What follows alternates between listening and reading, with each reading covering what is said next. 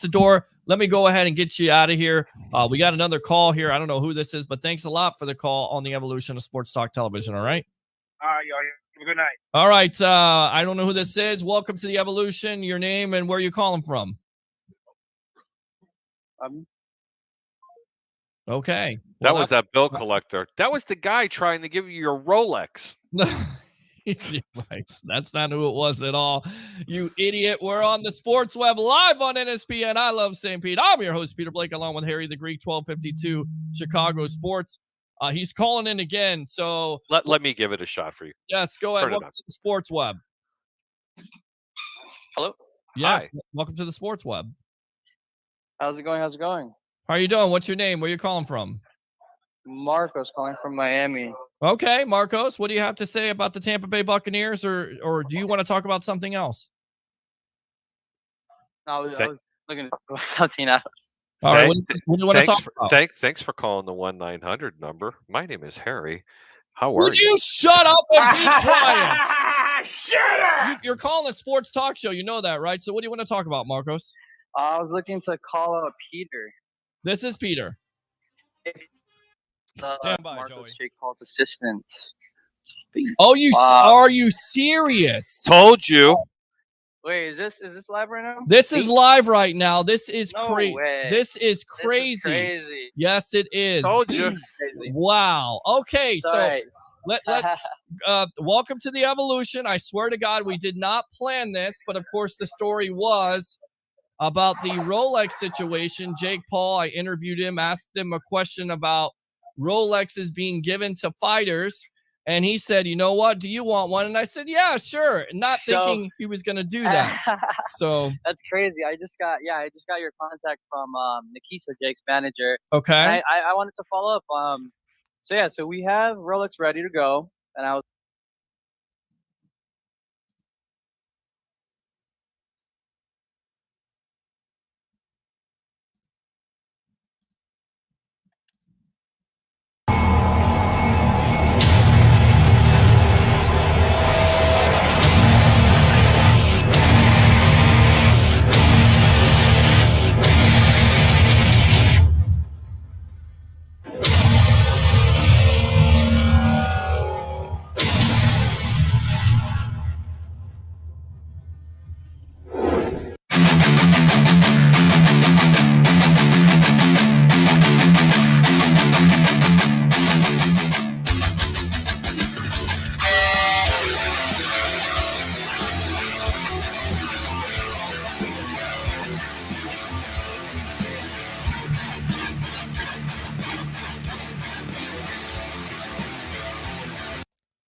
what's going on, guys? Welcome back to another edition of the evolution of Sports Talk Television. Hopefully we get a better start than the Tampa Bay Buccaneers.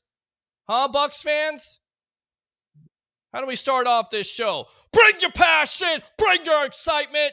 Just don't bring any nonsense. Once again, I'm your host, Peter Blake, giving you something to think about. And what can you say coming into the game? We talked about it last week. A win is a win. But now this is a loss. And coming into this game, there's only been 2 teams in the National Football League who don't have a touchdown in the first quarter. And we'll get out to Joey Deeb in a moment. Want to get his thoughts on, because I know there's a lot of frustrated Bucs fans out there. And yes, this offense was boring.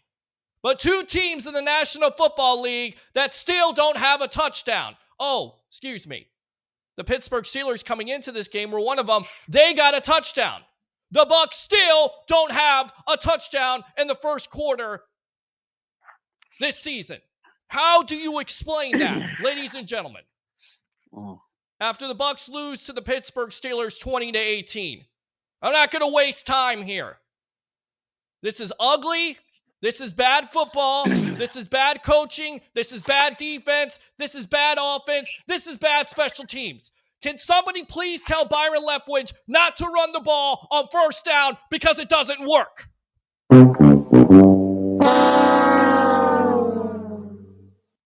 It hasn't worked all year long. Can somebody tell me why we are victimized by slow starts every game this season? Can somebody tell me? I'll tell you what. Maybe Joey Deeb can tell us.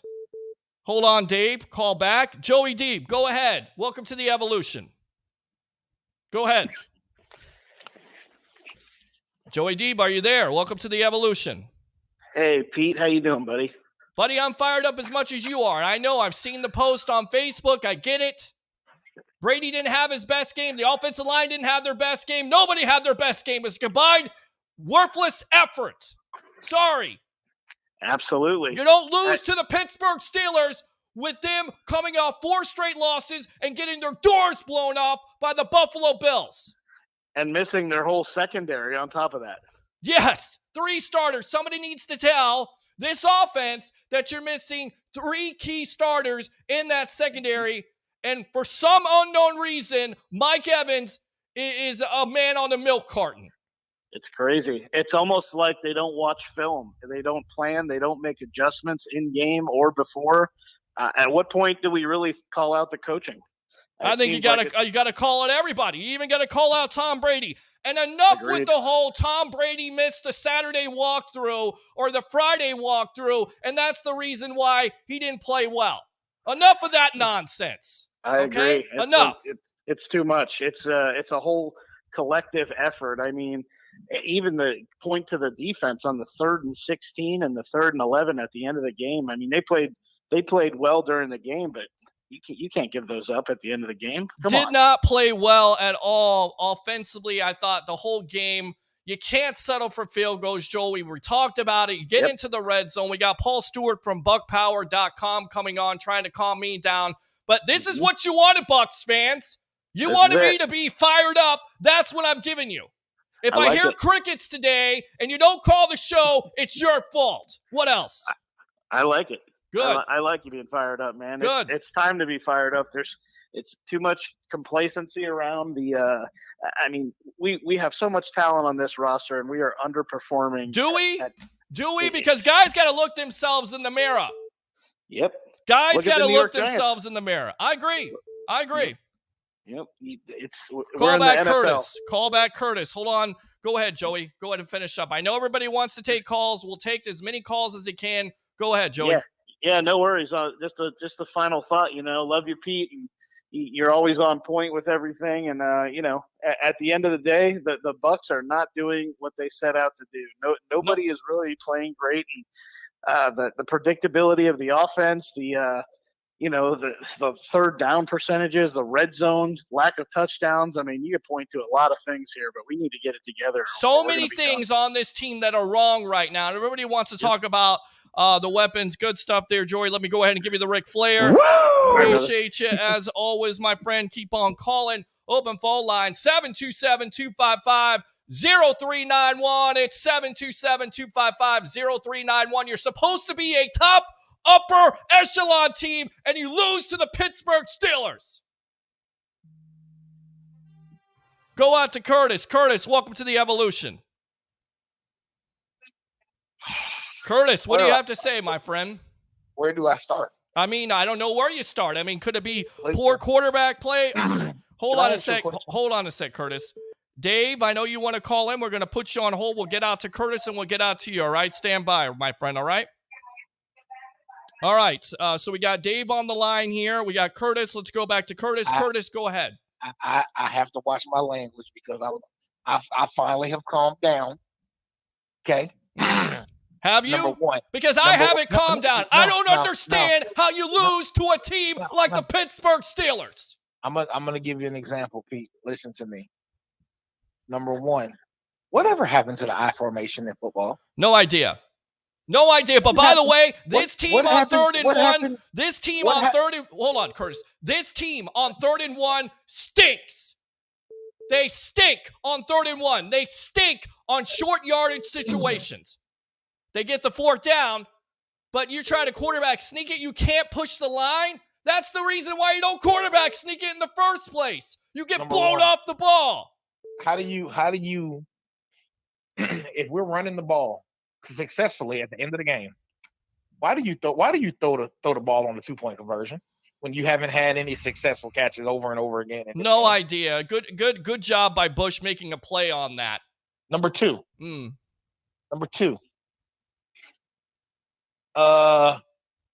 Chris Godwin is not healthy. Well, I think he played a lot better, but yeah, I don't think he's healthy either. No. He's not healthy. Right, because if you were healthy, you would be able to throw those smoke screens, which we saw today. You're not able to do that. Tim, I'm going to get to you in a moment. We got 2 phone lines at this point. Stand by and call back. Go ahead. Number 3. Yes.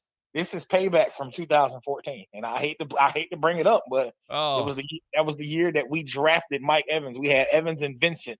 Right. I believe it was Luke McNown at quarterback. And Pittsburgh was on a 4-game winning It was the streak. greatest of Mike Glennon at the time, and it was a touchdown to Vincent Jackson. Yes, remember? Yes. Yep. And that was the Steelers fans were in an uproar. I remember Snoop Dogg was in an uproar. It was just a terrible team loss. I mean, there's no way. Listen, this is rock bottom. Period. Well, I mean, somebody's got to look themselves in the mirror, because like everybody keeps on saying, there's too much talent on this team to settle for field goals. I love Ryan Suckup, but if you settle for 4 field goals and then your offense starts clicking in the fourth quarter because you're down 20-12 because your defense can't get off the field on 3rd down because you make Mitchell Trubisky look like a Hall of Fame quarterback for some reason, that's a problem. Third and 16. Yeah. Listen.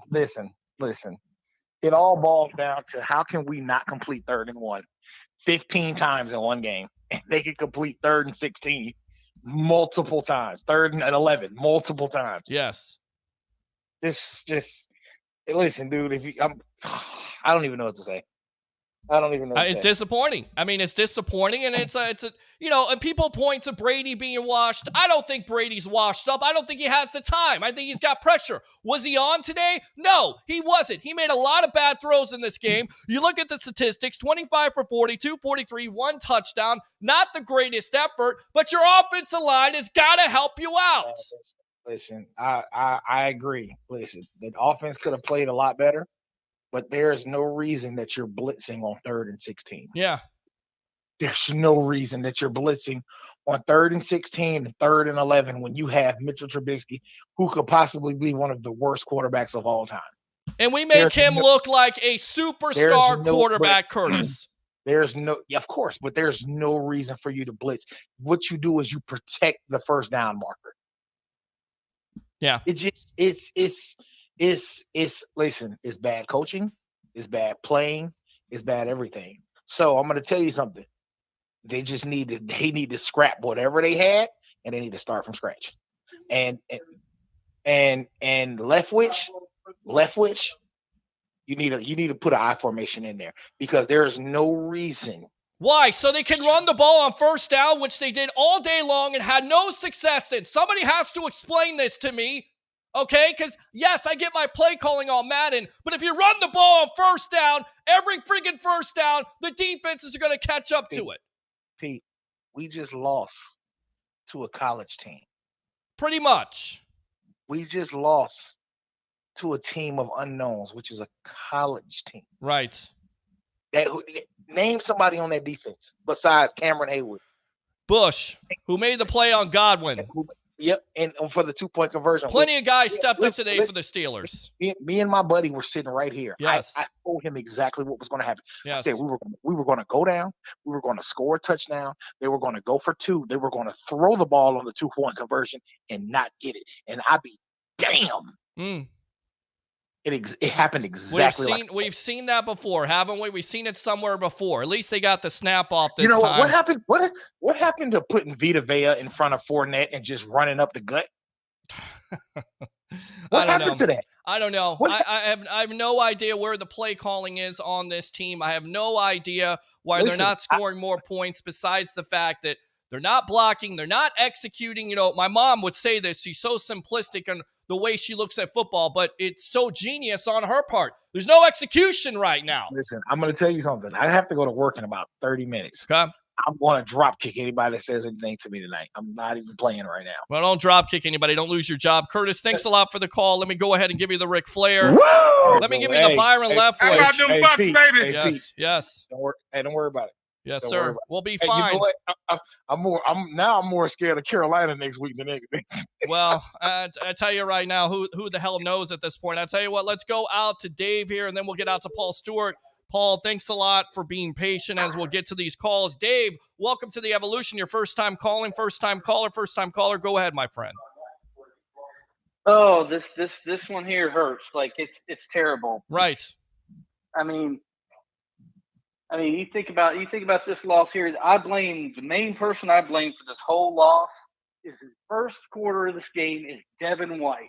Well, I This mean, man- look, Mr. Boring, hold on. Mr. Boring said during the week that the defense got boring, and then he decided to extend the drive by having a stupid penalty to put the Steelers in contention, give them second life, and then, of course, they go down and score a touchdown. So you're exactly right on that. Another boneheaded play by Mr. Devin White.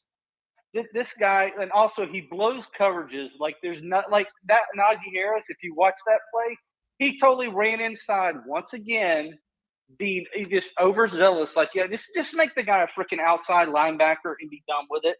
Like it kills me. Yes. Like he overplays everything. Well, and that was the thing, and that was the point of contention, Dave, in the offseason where White has to play under control. We know he's athletically gifted. We know that he can take over games. We saw him a couple years ago in the postseason, but he has not been able to duplicate that effort, and you're exactly right. On coverage, overrunning plays, and doing dumb stuff to cost his team possibly an opportunity to get off the field. And the defense in the second half was absolutely dreadful. If you're a top defense and you can't get off the field when it's 3rd and 11, 3rd and 15, 3rd and 13 against a team that has lost 4 in a row, then I don't know if you're a top defense at the end of the day. Agree? Correct. Yes, very much correct. Okay. Also, the offensive play calling is just, I don't know what is going on with Byron Leftwich, but this guy, like, I just don't get it. Like, we run twice. It's predictable. We are predictable. You run on first, you throw on second, and you run on third again. Every single time. It's so elementary. You know, it's so remedial at this point. And you know what? Maybe some people out there owe BA an apology because everybody was so buying into, well, Todd Bowles is going to be a great coach and nothing is going to change. And maybe BA had, you know, just a little bit of an impact on this offense. Maybe it wasn't just Byron Leftwich and Tom Brady. Maybe it was BA. Maybe just a little bit, huh? No, at this point, seriously, I think BA actually had more of a hand in this offense than we actually gave him credit for. Right. Thank you. Let the truth set you free. There you go. Right there, Dave. He can sit there and say, like, oh, Byron Leftwich is a great play caller, all this other crap that he's been spouting for the past 2 or 3 years. That's fine. But guess what? He's on his own this year, and it's not showing at all. It is not showing right now. What else did you see out of this game? And then we got to get out to Paul Stewart. Once again, Paul Stewart of buckpower.com. Thanks a lot for being patient. Yes. People can talk about Brady having a bad game. Yeah, that's fine. And guess what? There's a lot of other quarterbacks that have bad games too. But guess what? It's a whole team effort, and the whole team needs to step up every once in a while when your quarterback's having a bad game. I'll leave it at that. All right, good stuff, my friend. Keep on calling. Use that second call. Let me give you the Byron Leftwich. How about them Bucs, baby? Let me give you the Ric Flair. Appreciate the call. And once again, use that second call. All right, my friend? All right, appreciate it, Peter. Appreciate you. Good stuff there. Open phone lines. I do not want to hear crickets today. 727-255-0391. It's 727-255-0391. We'll get to the comments in a moment. I want to get out to Paul Stewart here. Let's get out to him at buckpower.com. Of course, do a podcast called the No Quarter Given Podcast. And the no quarter on this team should probably be the first quarter. Ed, call back. Welcome to the Evolution, my friend. Your thoughts on this game? Well, I must admit, you're certainly bringing the passion this evening, Peter, and quite rightly too. Now, I'm going to take this to a different direction. It's not Todd Bowles' fault. It's not Byron Leftwich's fault. I've done a lot of analysis the last couple of days looking at game films, and you could see it today. The problem is Luke Gedeke at left guard and Robert Hainsey at centre. And now, neither of these players were scheduled to start this year. But, of course, they lost Aaron Stinney to a season-ending injury. Ryan Jensen is probably gone for the year. So these two have now had to come in to start, and they're not really ready to do so. Now, there's no magic offensive line tree out there.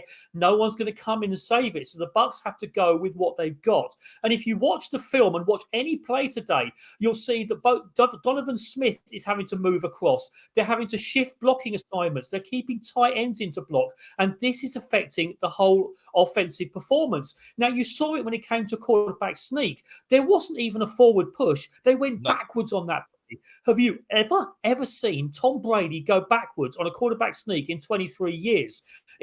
So it's not the play calling. You're playing with one hand tied behind your back. So I think at the moment, you have to have faith in the coaching staff turning this around, because in 3 of the last 4 games, the Bucs have held teams to 20 points or less. Forget Kansas City. That was a perfect Chiefs performance. So the defense overall is doing what it should do. Yes, it had a breakdown on those last couple of plays, but at the moment, the problem is on the offense, and it's starting on the interior line. And this is where you have to trust the coaching staff to fix this going forwards. And you could see this, Paul, on the sideline with Tom Brady getting, once again, upset about it, chewing out his offensive line. A lot of people are like, my friend Roger Shue, who's the tribal troll in Newport Richie, saying, Brady is sore about losing, whatever. He's trying to provide leadership, and he's also trying to hold this line accountable. And I don't think it's a bad thing for him to chew out that line, because when that line, listen, when you cannot get a 3rd and 1, when you cannot push that line like you talked about, quarterback sneak, which is usually a gimme, but this offensive line, especially that interior, rookie, I get it, you're going to have a rookie, a center with Ryan Jensen, the injury, with all the changes, you have to do a better job if you want to be an elite football team. And right now, Paul, this team is not elite. No, you're absolutely right. Now, one of your previous callers was talking about going I formation, putting Vita Vea in the backfield. If the interior offensive line is being beaten on plays, and there was enough of them happening, then it simply jams up the backfield and there's nowhere for the back to run.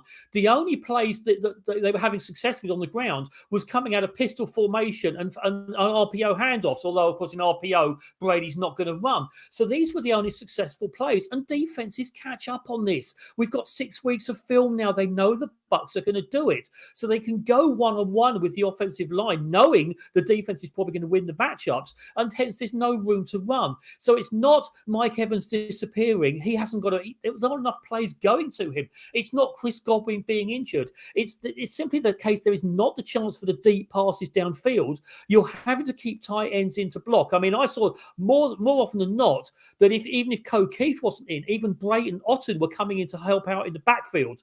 So this is where the problem's got to be fixed. You can blame everyone else all you want, and Tampa's social media is going to break down over the next 48 hours with blaming everybody. Hey, we might as well try and throw McKay in the bay if we're going to go back to the 80s and blame him as well. But it's not Brady's fault. It's not Giselle's fault. At the moment, it is solely the fault of the interior offensive line, which is affecting everything else.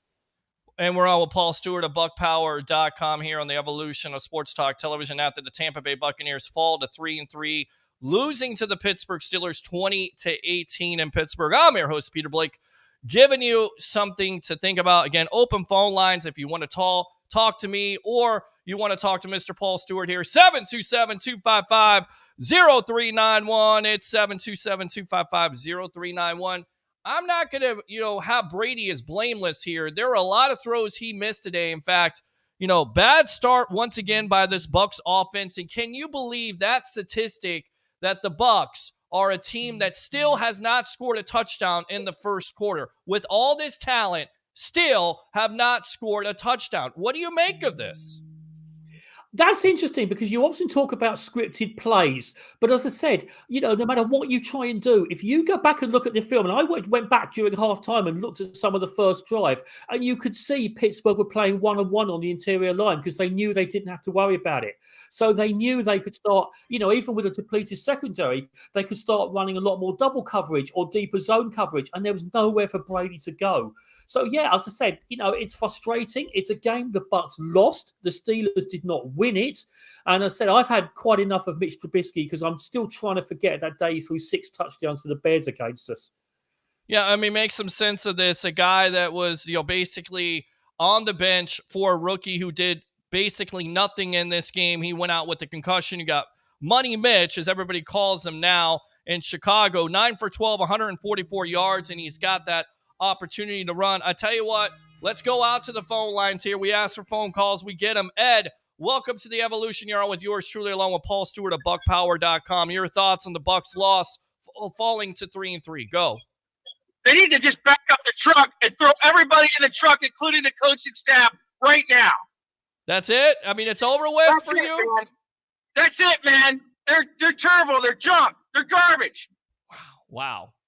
I'm not ready to say they're garbage, but they played like garbage today, Ed, and I get it. I understand the passion at this point. Byron Leftwich in the play calling. Not only that, the defense not able to get off the field on the second half.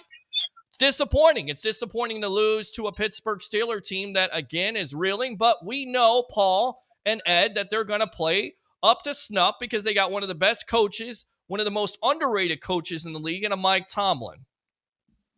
Let me tell you something. Yeah. We should have blown them out. We should have scored at least 40 points in that game. Instead, we can't get in. Every time we get inside the red zone, we have to kick a field goal because our offensive line doesn't know how to block. They just can't do it. They're inept. Wow. Paul, want to comment? I think that's a little bit over the top, Ed. I mean, as I said, the problem is it's not the problem is not Donovan Smith and Tristan Wirfs. Those were both Super Bowl caliber winning tackles who did a great job. And Shaq Mason is a very good right guard if you watch his performance. Unfortunately, it's 40% of the offensive line, but even 20% of a weak offensive line means you've got an overall weak offensive line.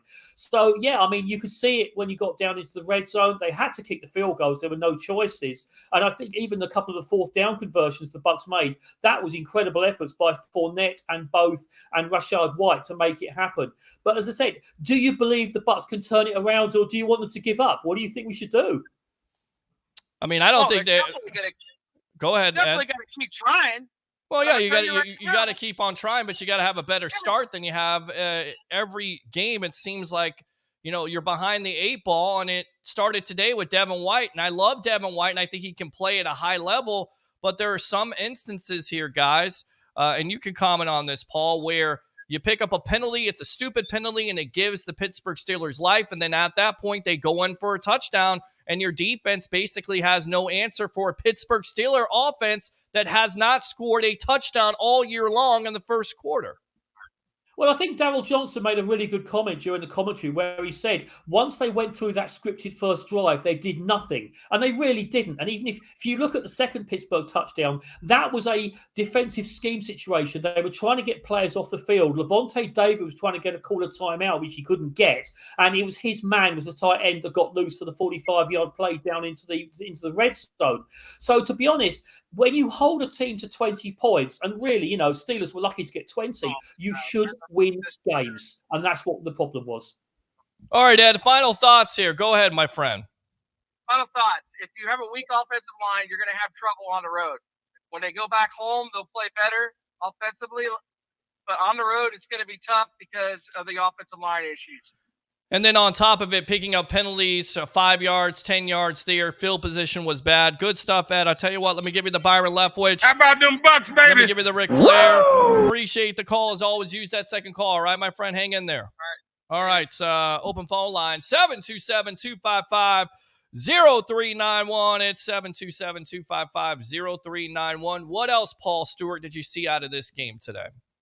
Well, it's something I've just been writing an editorial for BuckPower.com tomorrow morning. And we always talk about the next game is the most important one. Now, I know we spoke a couple of weeks ago. We thought the Bucs would be 2-2 coming out of those first 4 games. We thought they would beat Atlanta. They did. Now, this was a game we all marked down as a win. The same as next week. We've all marked it down as a win. They're playing a Carolina team that's in disarray. It's just fired its coach. You're thinking the Bucs should go in and win this by 20 points. We thought that today as well, and it didn't happen. So right now, the feet are in the fire. They have to make something happen. They have to turn this around, and they have to win next week in Carolina because you could see the season going badly. Now, as I say, just go back 2 years when the Bucs lost to the Chiefs and fell to 7-5, and everyone thought the sky was falling in. They didn't lose another game and they won the Super Bowl. Now, I'm not saying the Bucs are going to go on a long undefeated run now, but right now they have to go on a 1-game winning streak starting next week in Carolina. And the other big story was Cam Brate goes out of this game in a very serious situation. It looks like it could be another concussion. We saw on the pregame show Gronkowski basically say he's not coming back. I mean, where do you lie on this? And once again, how much of a loss, Paul, is Gronk to this offense, not only blocking-wise, but also being a wide receiver or a pass-catching threat, if you will? I'm going to be a bit controversial here. I did not think he was that much of an important factor last year. He was a decent blocker. He was not any kind of serious receiving threat because he was lumbering down the field. I'm sorry, but he was a fantastic player. He will go to the Hall of Fame, but 2021 Gronk was not a positive effect as tight end. And even if you try to bring it back now, it would be even worse. And the worst thing I see on social media is when you see Buck fans saying, let's bring this guy in, let's bring that guy in. Well, right now, anyone sitting at home watching on TV is sitting at home watching on TV for a reason. They are not good enough to be playing in the NFL this season. So there's no magic offensive line tree. There's no magic bullet out there. The players that are on the Buccaneer roster are the ones that are going to have to turn this around. And Buck fans, come out bring the passion and bring the excitement, as Peter always said. Just show some realistic support and come out with serious suggestions for what can happen in the future. After all, we're all Buccaneer fans. We want to see the Buccaneers win. And even if I'm 4,000 miles away, I will be doing it as seriously as any of you. Good stuff there, Mr. Paul Stewart of BuckPower.com. Give me your final thoughts. I don't want to have you here all night long because there's a great game going on right now between the Buffalo Bills and the Kansas City Chiefs. Your final thoughts on this Bucs loss? No, I don't care about the rest of the NFL. I really don't care. Even though I do have a fantasy team, I'm not worried about that. I'm Bucs through and through. So, yes, it's disappointing. It is not the end of the world. Now, we've all been spoiled the last 2 years as Buccaneer fans. We've had a Super Bowl. We've had a playoff appearance. We went, God knows how many years waiting for that. So we are spoiled, expecting. Right. I think the way to look at it is back in the 80s and 90s, and then during some of the worst years, a decade ago, the Bucs were hoping to win, and you were surprised if they did. Now you are expecting to win, and hence you're annoyed, disappointed, frustrated when they don't. That is the mark of being a fan. Be annoyed and disappointed and frustrated, but please just be realistic with it as well, because any given Sunday, we could all be smiling next Sunday when the Bucs beat the Panthers, and this session will be a lot better than this one is, Peter. Absolutely. Good stuff. Paul Stewart of BuckPower.com. Go ahead and promote yourself. This great website. If you're a Bucs fan and you're missing out on it, it's got history. It's got everything for a Bucs fan. Promote yourself, my friend. Well, as I said, BuckPower.com, it has got everything to do with the history of the Buccaneers. All the wins are on there. Unfortunately, all the losses are on there as well. Video highlights. It's always free to access. And just like you've got a great catchphrase, well, BuckPower.com, every player, every game, everything Bucs. Love it. There you go. Good stuff there, Mr. Paul Stewart of BuckPower.com. Thanks a lot for joining us here on The Evolution, all right? Take care, my friend. All right, good stuff there, right there across the pond. Mr. Paul Stewart, let's go ahead and go out to these comments. Troy Palamayu says, first, thank you very much. Bucs suck. Well, they lost to the Pittsburgh Steelers today, so I guess, I'll give you the Ric Flair for that. Because they weren't good today. And I don't sugarcoat it on this show. We never sugarcoat it. You thought I was going to come on here and be positive? Not a lot to be positive about with this game. Even though you lose by 2 points, you have no business being in the game for most of it. When you're settling for field goals, when you're not able to pick up assignments, and when your defense can't get off the field on third down. Disappointing. 727-255-0391. It's 727-255-0391. I know, Tim, you want to call in. Call in. Again, phone lines are open. Man, that offense is boring. They got to do something different. You can't put it on all one player, but somebody has to figure out how you don't get the ball to Mike Evans. I don't know how that works with 3 guys out in the secondary. All right, let's go out to Ron. Ron, welcome to the Evolution after your Bucs fall to the Steelers 20-18. Go. Hey man, what's up, Pete? I guess I had to calm down a little, but good show, good stuff there by. It's all right to not. It's all right to be passionate. I don't care if you're passionate. I don't care. I've always told you, if you want to be passionate, if you want to bitch and moan about the Bucs, you can on this show. Go for it. Yeah, I just don't understand what we saw today. I guess I mean I know that it is football, and sometimes you deal with injuries and things like that. But I just think this was an example of lack of execution. Yep. All sides of the ball. I mean, Yep. Third down, terrible percentage-wise. Yep. Terrible defense. Terrible no scoring of points. I mean, this continues. This is we're into the sixth week now, and It's disappointing. I think we're seeing. Yeah, and I don't want to jump the gun or anything like that. And I'm sure Paul would agree, but I just think that this is sort of evidential right now, anyway. Until we can hopefully see things turn around.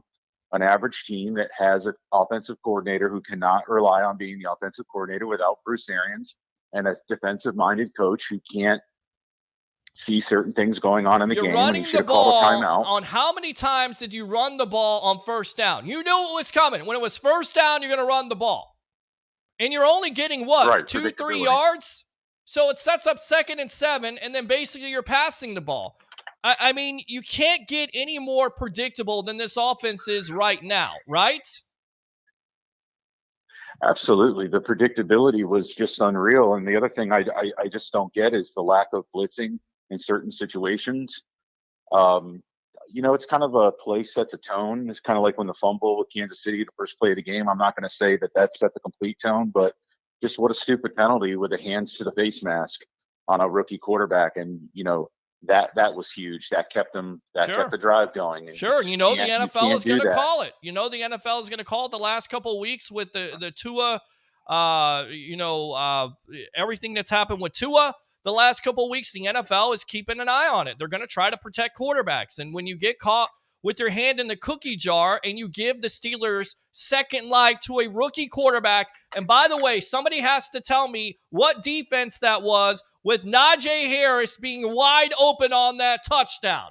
What happened? Disappointing. Yeah, you have busted plays and everything like that, but that was just, it was the whole game. I thought the second half we'd come out and see a different team.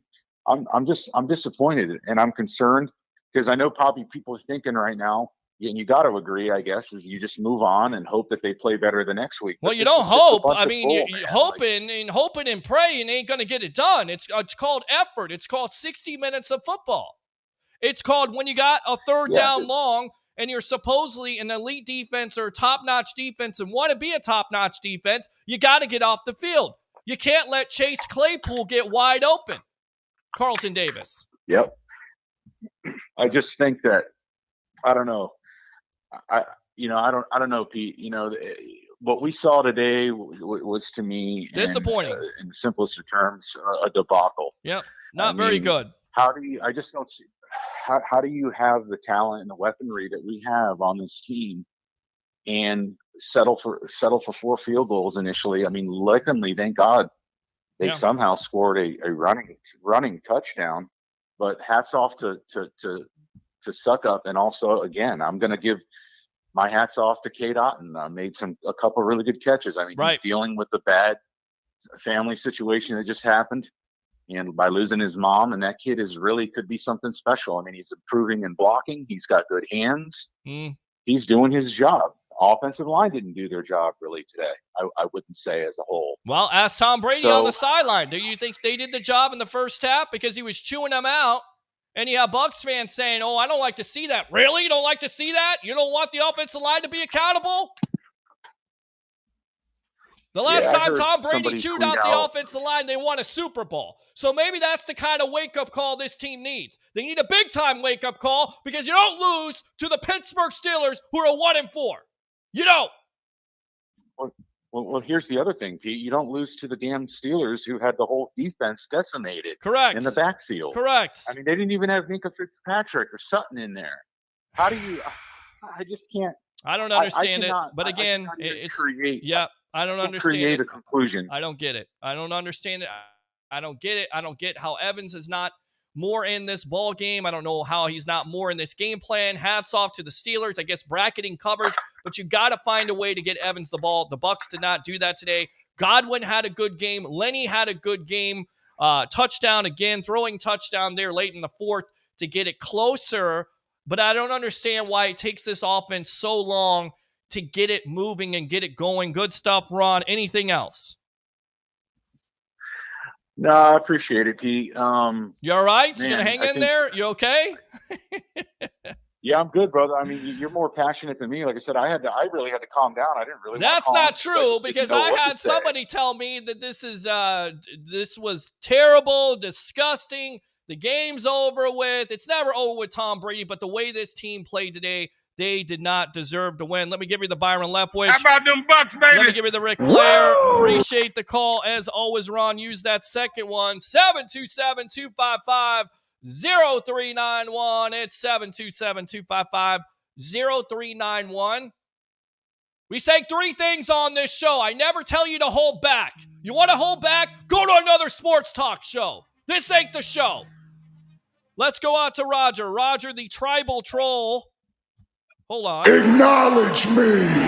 Your thoughts on this Bucs Yes. game as they lose to the Steelers? Go. Your tribal troll is in the house. Put some respect on Money Mitch's name. Acknowledge him. Well, turn down your radio in the background or your TV in the background, because I know you want to hear yourself sorry. talk, but go ahead and keep that down. But you're exactly right. Mitch has had the number of this Tampa Bay Buccaneer defense going as far back as when he was a starting quarterback for the Bears, but he wasn't even Six touchdowns? Yes, I remember. You keep on reminding So do me. I, baby. And I feel like I want to kick you every time you say that, but go ahead.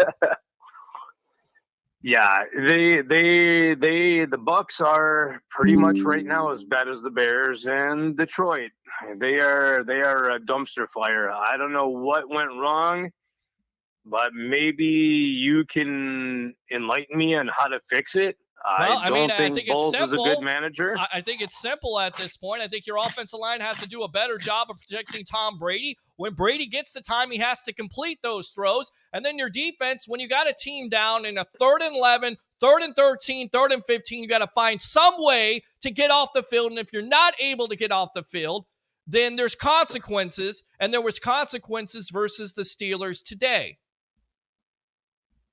Yeah, there was. It was ugly. It was. I mean, now here's a controversial comment. Go How for much do you think the entire Giselle divorce is in Brady's head, keeping him from playing at 100%? I don't know. I have no idea. I don't know. Maybe it's Do you father think that time. even factors into it? I think there's some factor. I mean, to sit here and say there's no factors in it, I mean, it's the guy's personal life. It's his life. You know, this is not football. This is his personal life. So is it a distraction? Possibly, yes. Is it in the back of his mind? Possibly. How much? I don't know. But we're going to sit here and blame that on, you know, not completing passes, not doing the right things when it comes to the offensive line, not making those throws when he made some bad throws today. He was not good. He'll sit there and tell you he wasn't good. That's because he missed the walkthrough. No, that's not the reason why at all. Just the media trying to play games again. That's clickbait. That's all that is. Yeah, it was. A walkthrough on He's Saturday. 23 years in the NFL. He doesn't need to do a walkthrough. But I tell you right now, you've got to play better. Everybody on this team has got to play better, and they didn't today. It was not good. It was not a good game at all. What else, Roger? No. That's pretty much it, man. It was a horrible game, but you're doing a great show. So keep it up, and I'll keep watching. And hey, I'm challenging Troy Polamalu to call in. Well, he's been on here forever, and he's never once called in. Well, we got Dave Man on up, here. Troy. Yeah, call in. We got Dave England to call in. He finally called in. So, Troy, there you go. Good stuff, Roger. I'm Let me go ahead. Let me give you the Ric Flair. Let me give you the Byron Leftwich. How about them Bucs, baby? Appreciate the call. Just Use the acknowledge second me. one. All right, I'll give you that, too. Acknowledge me. All right, get out of here. 727-255-0391. It's 727-255-0391. I see you, Ray Kennedy. You're trying to get in. Go ahead and come on in if you want to. We'll get to you. Let's get to these comments. We talked about that. Christopher Cole says the offense is just awful. It is. No stuff around it. It's not good. Especially on third down conversions. Although, good job on the last drive to convert those fourth downs.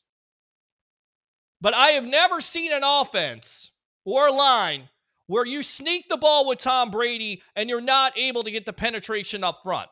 That is a problem. And, of course, you lose Ali Marpet to retirement. You lose Ryan Jensen to an injury. Those guys got to step up. And they got to step up quick. You got to have a better effort. And there's no business. This team should have lost to the Pittsburgh Steelers today, 20-18, to fall to 3-3. Open phone line, 727-255-0391. It's 727-255-0391. Roger Shue says Bucs are trash. Why don't they push the ball down the field? They dink and dunk offense, not going to win a championship if you can't stretch the field. That is not true. We've seen this offense work with the New England Patriots with dink and dunk. That is what the West Coast offense is, Tim, but I agree. It's a little bit alarming that you don't have more shots down the field. But I don't trust this offensive line right now. I don't. That's the reason why you can't go down the field.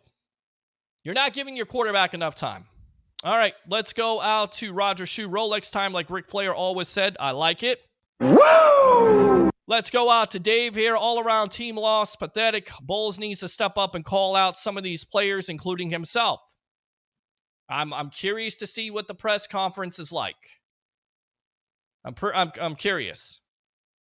I'm very curious. All right, let's go out to Troy Polamalu. You've been saying fire Leftwich. He calls him Sandwich. Peter wanted him as a head coach.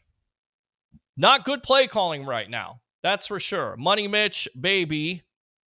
Hi, Peter H. Blake. I don't know who that is, but thanks a lot for tuning in. Tough game to watch today from start to finish. Fournette and Winfield were the only bright spots for us today, any given Sunday. Exactly. Going back to the movie, 1999, any given Sunday. That team is desperate for a win. They just got their doors blown off by the Buffalo Bills. They have a rookie quarterback starting. You have 3 defensive starters out of the game, and you put up 18 points. How does that happen? Any given Sunday. Troy Polamalu, what did I tell you, Peter? Watch Leftwich struggle to score on a struggling team. Gosh, it sucks. Roger Shue, play the funk. No. Troy Polamalu, how about them Bucs, baby? Fine. How about them Bucs, baby? Let's go out to Chris. Bring BA back as an offensive coordinator. Ben Cornett, red zone efficiency strikes again for the Bucs. Disappointing. Disappointing aspect. Great job by Ryan Suckup to convert those 4 field goals. But you're not going to win games in the National Football League if you settle for field goals. We know this. This team has a problem with that this year. It's an affliction. They got to get over it quick. Somebody's got to step up in the red zone. And the calls in the red zone are not any better. First down, carry to Leonard Fournette. Stopped in the backfield. Why? Nobody blocks. Why? How does that happen? 6th week of the season and somebody misses their assignment. How does it happen? Coaching. 727-255-0391. It's 727-255-0391. Let's go out to Tim. Because you don't stretch the field, you got Evans. How do you not take 2 to 3 shots down the field? I don't know. Let's go out to Sean. Steelers might be the worst team in the NFL. Might be.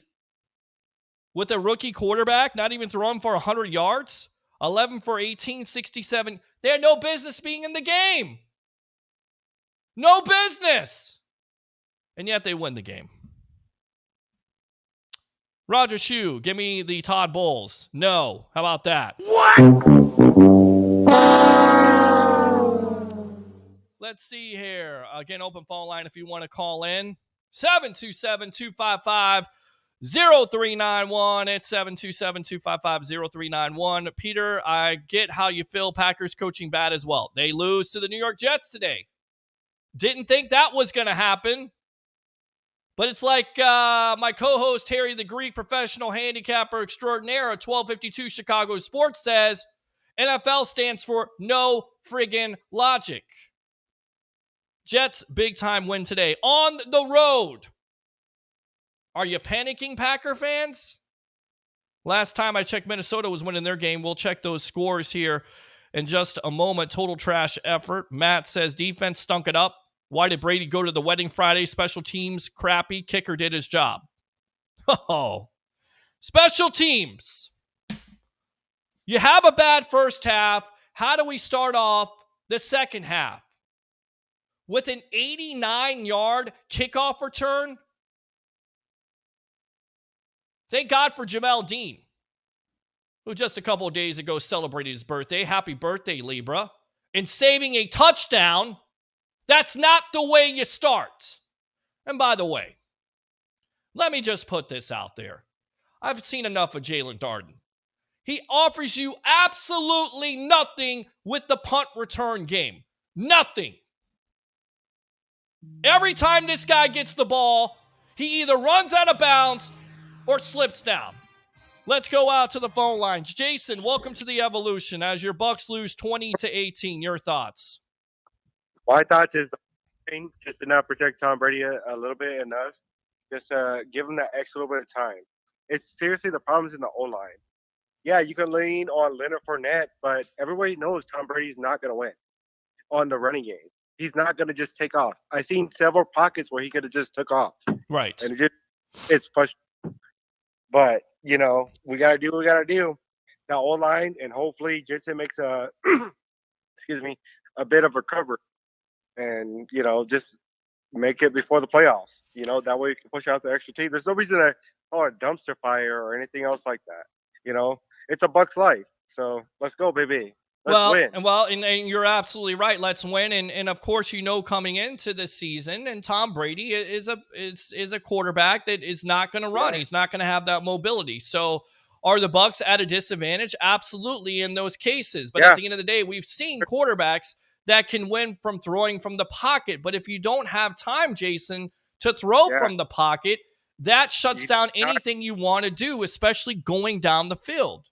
Yeah, all passes are low. I mean, you look at it, 10 yards was low. When he tries to get his first, second, third read, Godwin is just on a slant. He's not. He looks at him in a glance because of the O-line.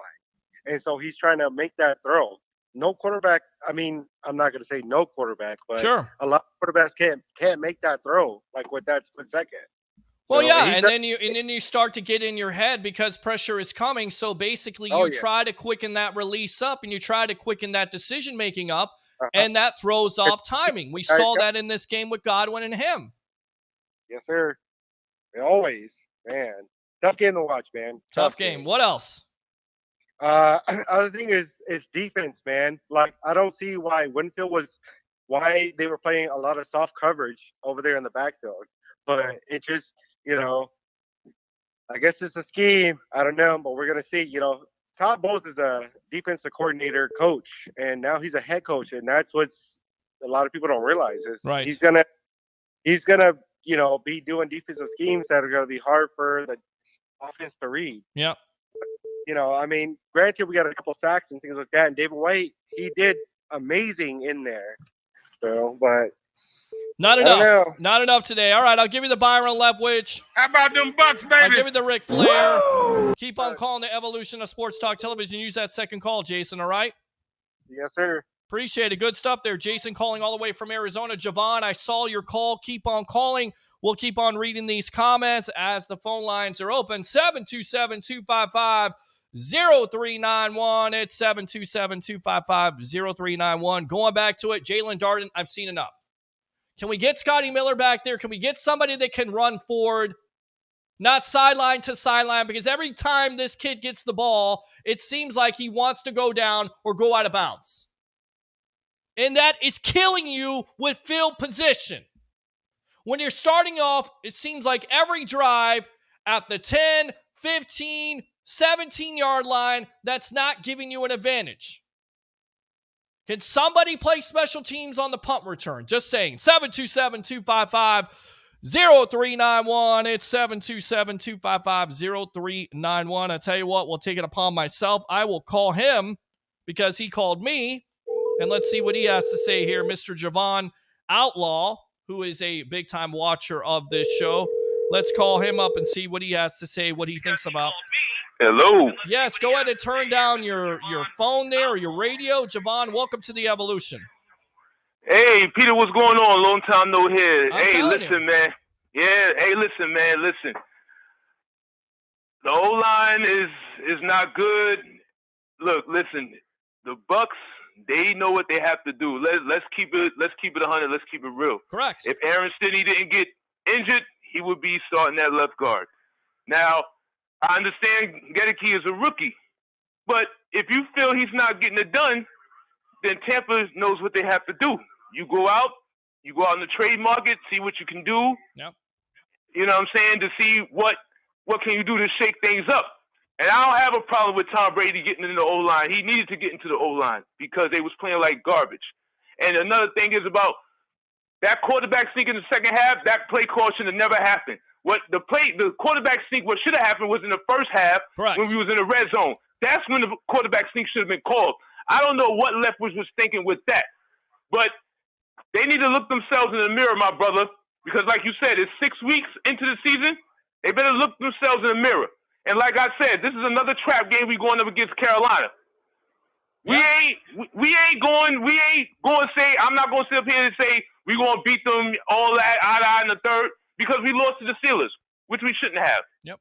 But like I said, along with that O-line and another thing with them third down conversions was pissing me off because they should have had them on third down conversions. I don't know what's going on with that, but they need to get that corrected. And like I said, going back to Gedeke, I know he's a rookie, but like I said, if Tampa feels if this brother is not getting it done, then you need to go out there on the trade market and bring somebody in that's more reliable, more effective to get it done. That's it. Don't waste time with it. Don't do nothing. Because right now, we don't look like a playoff team. Nope. So we better get our stuff together before we don't end up in the playoffs at all. Because right now, we're in a three-way tie with Atlanta and New Orleans. Even though New Orleans is 2-4, they could still come out on top in the NFC South. Atlanta could come out on top in the NFC South. And right now, Atlanta is looking damn good right now. Wow. They're looking damn good. So we better get it together before we don't be in the playoffs. That's it. Good stuff, Javon. Anything else? No, man. They just need to get it together and look themselves in the mirror and get them play calls right. Love it. Good stuff, Javon. All right, thanks a lot for the call. Appreciate it. Use that second call if you want to. Give me the Byron How about them Leftwich. Bucs, baby? I'll give you the Ric Flair. Good stuff. That's what it's all about here on the Sports Web. Come strong to the mic. 727-255-0391. It's 727-255-0391. And is there a possibility they go away from the rookie? Not sure. I'm not going to rule it out. That's for sure. Because if you're going all in for a Super Bowl, this offensive line has to improve. And changes have to be made. We know Jason Light will do it. And we know that Tom Brady won't put up with it. He'll hold these offensive linemen accountable. In the same instance, he has to also hold himself accountable because this wasn't one of his best games. Sorry. 727-255-0391. It's 727-255-0391. We'll read these comments. Let's go out to Ed. Ed, welcome back to the Evolution. Your second call. What do you have to say, my friend? All right, I'm going to try to be a little more clinical than I was the last time. Okay, go ahead. There is a rumor out there. I don't know if it's true or not, but there is a rumor that Keyshawn Vaughn will be on the trade block. What are you going to get for him? What's the value for him at this point? I don't know if there's a value, but that's what I heard. Yeah, well, what do you think you're going to get for him? I mean, if they better figure out a way to get somebody that can block on that line. I'm telling you right now, if they keep blocking the way they do, they're not going to win nothing. They're not going to beat anybody. Yeah, it's going to be tough. It's definitely going to be tough with that offensive line not giving Brady the time. That's for sure. Absolutely. Your thing is that defensive backfield, they had their games where they played perfect this year. But, man, last two games, not looking good. Not looking good at all. Not looking good. No, I agree with you. Defensively, also disappointing. The defenses has been disappointing. Again, going back to what Ben had to say, Antoine Winfield Jr., I thought played well. Nassib played well later on in the game. Defense still not getting enough sacks, still not getting enough pressures. And once again, going back to it, beating this like a dead horse, you're not able to get off the field on third down. That's a problem. That's a major problem. Cam and break, that's going to hurt. That is a major loss right there. You know, we have very inexperienced tight ends behind him. That's bad. You're right. You're absolutely right, because you're going to have to depend, and it looks like Gronk is not going to come back. We shall see what happens. Gronk is not coming through that door, so guys like Cade Otton, Cole Keefe, and, of course, another man on the milk carton at this point, Kyle Rudolph has to step up for this team, and they got to step up fast, because I wouldn't expect Cam Brate to be back any time soon. In fact, that was a very scary scene during this game. Yes. Cameron Brake might be done for the season. Rudolph, they should just go ahead and trade him too. They should just put them up together as a. You're talking about trading players that have done basically nothing for the Bucs. I don't know what you're going to get for them. I don't know what you're going to get for him either, but you might as well trade him. You're not going to use him. I mean, hell, you're not going to use him. Trade him. He's worthless. There's a reason why you're not using these players. Obviously, they're getting beat out, and they like Rashard White over Keyshawn Vaughn, of course, former third-round pick, and then Kyle Rudolph. I don't understand why they haven't used him more, but obviously it's up to the Bucs at this point. But you're probably going to see more Rudolph because of the Brate injury. So we shall see what happens. What else, Ed? Yeah, I like that Rashawn White guy. I really do. I mean, he's had his rookie mistakes. Don't get me wrong. Sure. But I like what I see from him, and I think that give him a few years of experience. He's going to be. We're going to be talking a lot about him.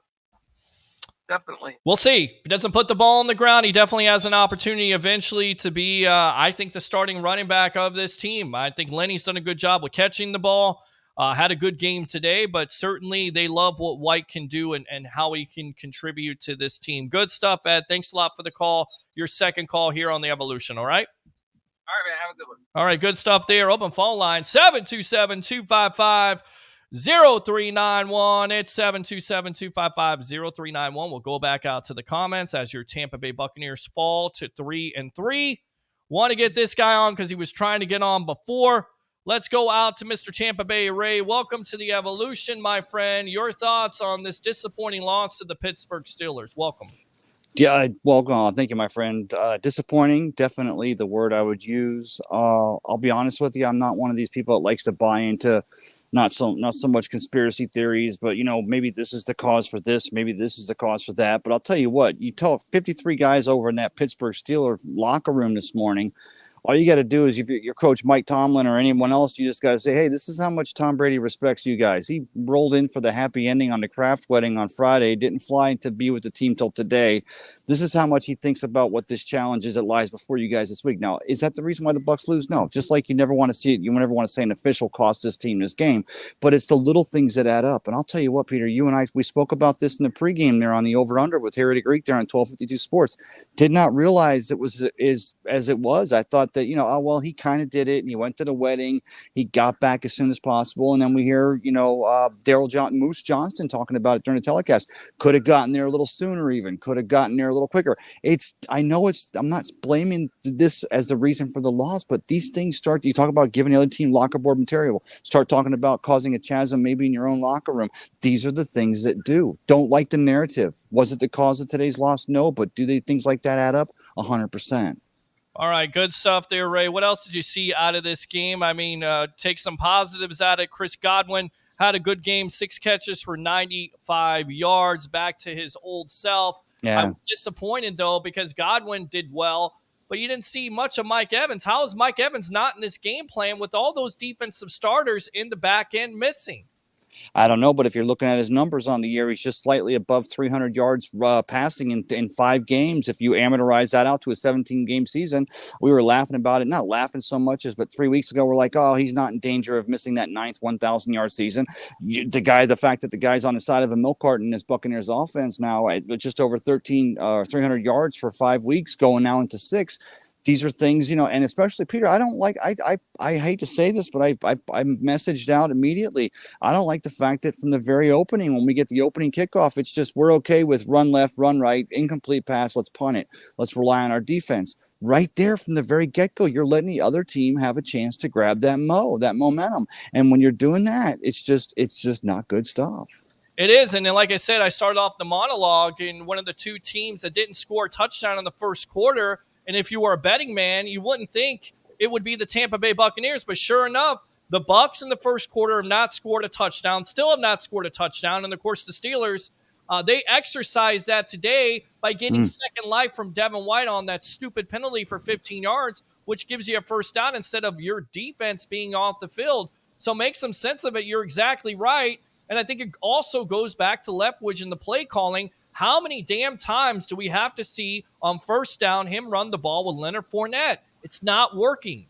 That's just it. There's no sense of expediency or urgency from the very get-go. The very first opening drive, we get the ball. Okay, it may not be all touchdowns, but drive the ball, move it, get 3 or 4 first downs. Let Ryan Suckup kick a 50-something yard field goal, or at least a try.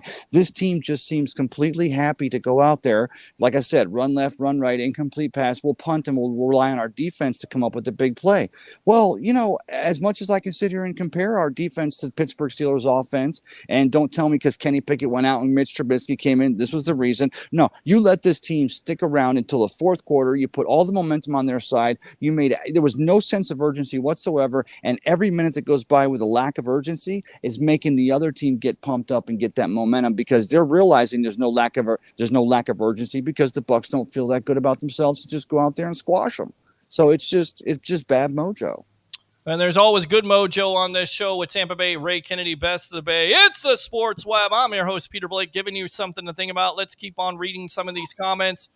We talked about that. David says, pretenders for sure, not sure. Bowles is a better coach than BA. That's one of the things I mentioned. It was kind of talked about and bandied about with this fan base saying, you know what, everything's going to be fine. Todd Bowles is going to be the coach. In fact, this team may be better. And they said, you know what, Tom Brady, Byron Leftwich are able to call this offense, but maybe we should have given a little bit more credit to BA than originally thought, right? Yeah, and again, I work it back to, Tom's at Kraft's wedding this week. He'll be in on Friday night. Leftwich is giving bad directions to his house so players can walk into the wrong house to get the playbook. I mean, it's still, it's not a question of we question who the leader on this team is, but they're just in all these positions where you should be stepping up. You should be stepping in. I mean, we made the excuses, because Tom and Giselle were having problems, or Tom needed his vacation, or Tom was going to retire but didn't retire but then unretired. And now we're just hearing that, Tom's just he's doing his victory lap. What's it going to be next? The next time when we play in Cleveland in week 12, is he going to stop by the Rock and Roll Hall of Fame to pay Bruce some homage and not worry so much about practicing for the game? I'm not putting this all on him. I'm just saying that when you have a team that's struggling to find an identity, and Pete, in 2022, what is your Buccaneers identity? Damned if I've seen it. I don't know what the identity of this team. I don't know if they want to be a passing team. I don't know if they want to be a running team, but I know for damn sure on first down, they definitely want to run the ball for 3 yards in a cloud of dust. And my buddy Paul Stewart said it best. This is like the 2000 Buccaneers. Yeah. James. I'm sorry. Yeah, no, James Canada, of course, him and I spoke about this just last week on Cup of Ray there, and he played on the 98 or 2001 Buccaneers. And I said, and I asked him, I said, not putting anyone down back on that team and not putting anyone down on this team. I just wanted to know straight up, is this team in 2022 in danger of flying? Because we knew that was one of the reasons why, of course, they ended up firing Hall of Fame coach Tony Dungy and went out and founded John Gruden to get that offense.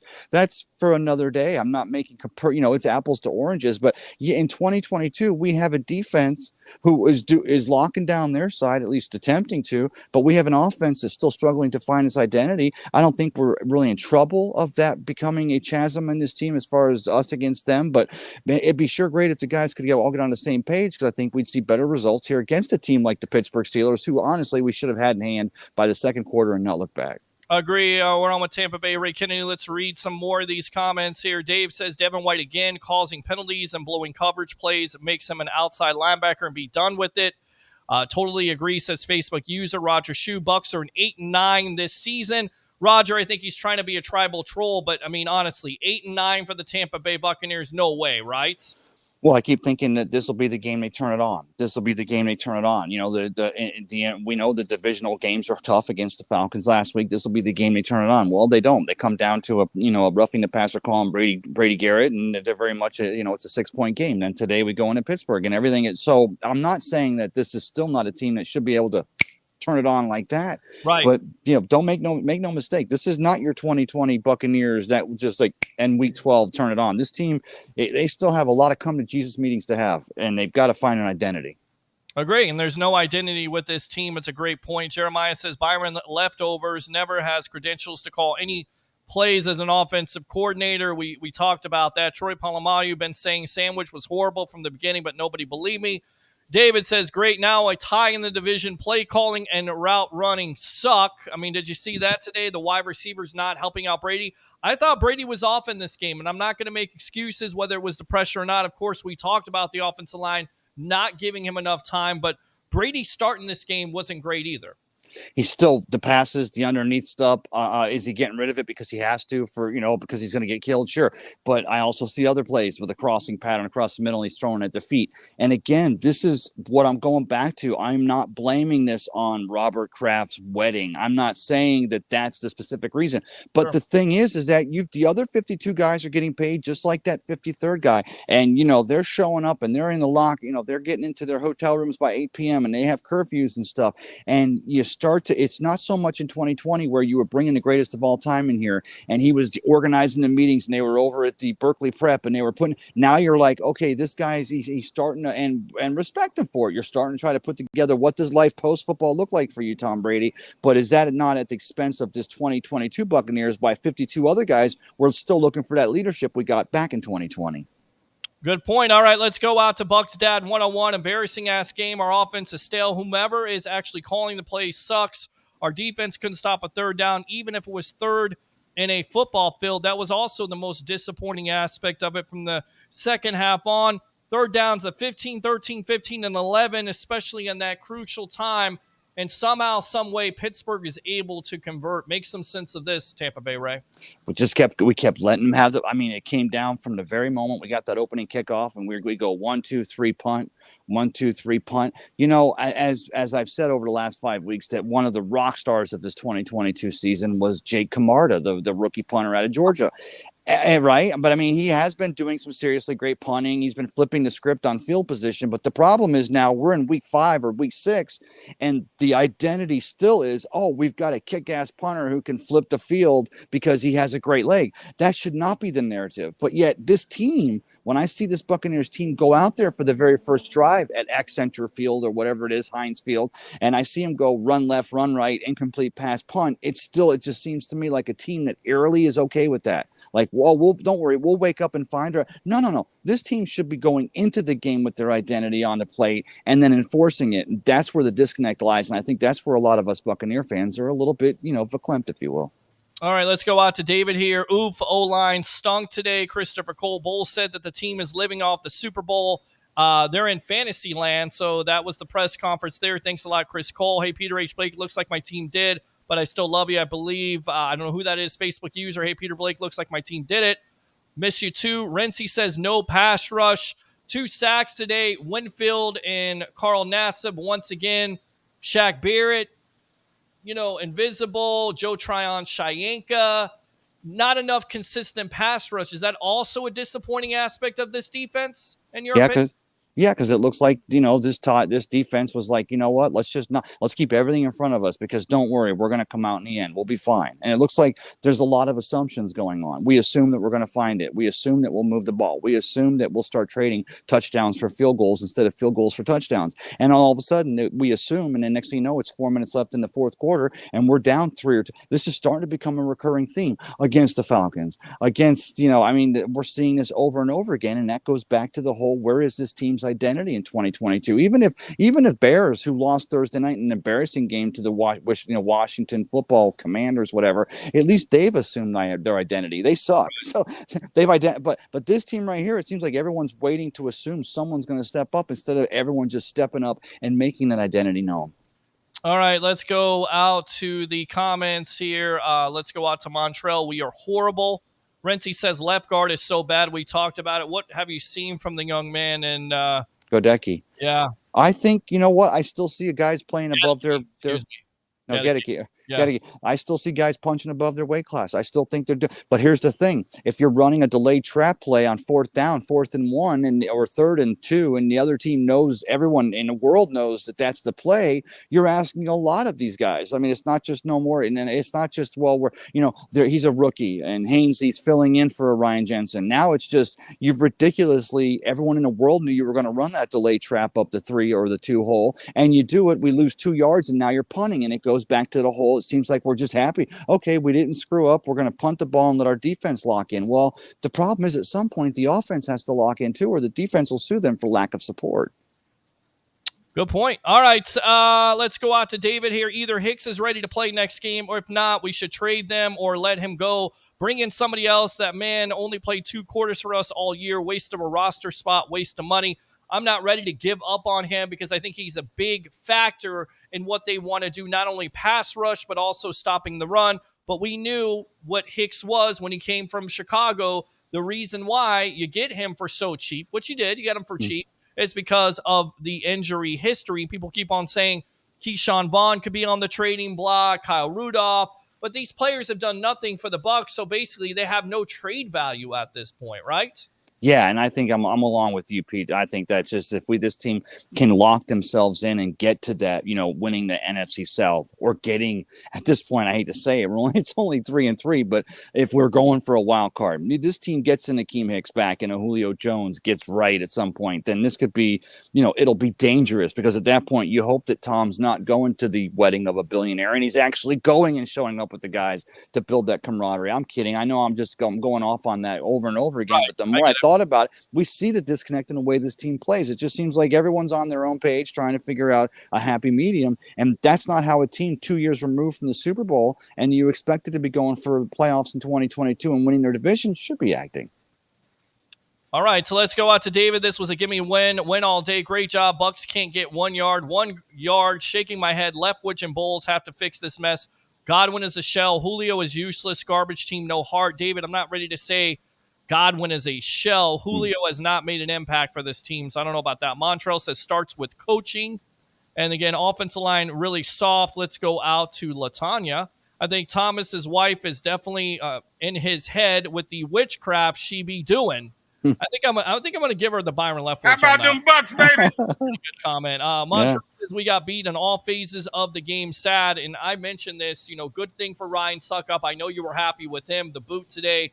4 for 4, but besides that, special teams, especially that crucial, start of the third quarter where you allow a kickoff of 89 yards and your defense stiffens, you're lucky to only give up a field goal, but those are the type of plays that are backbreaking.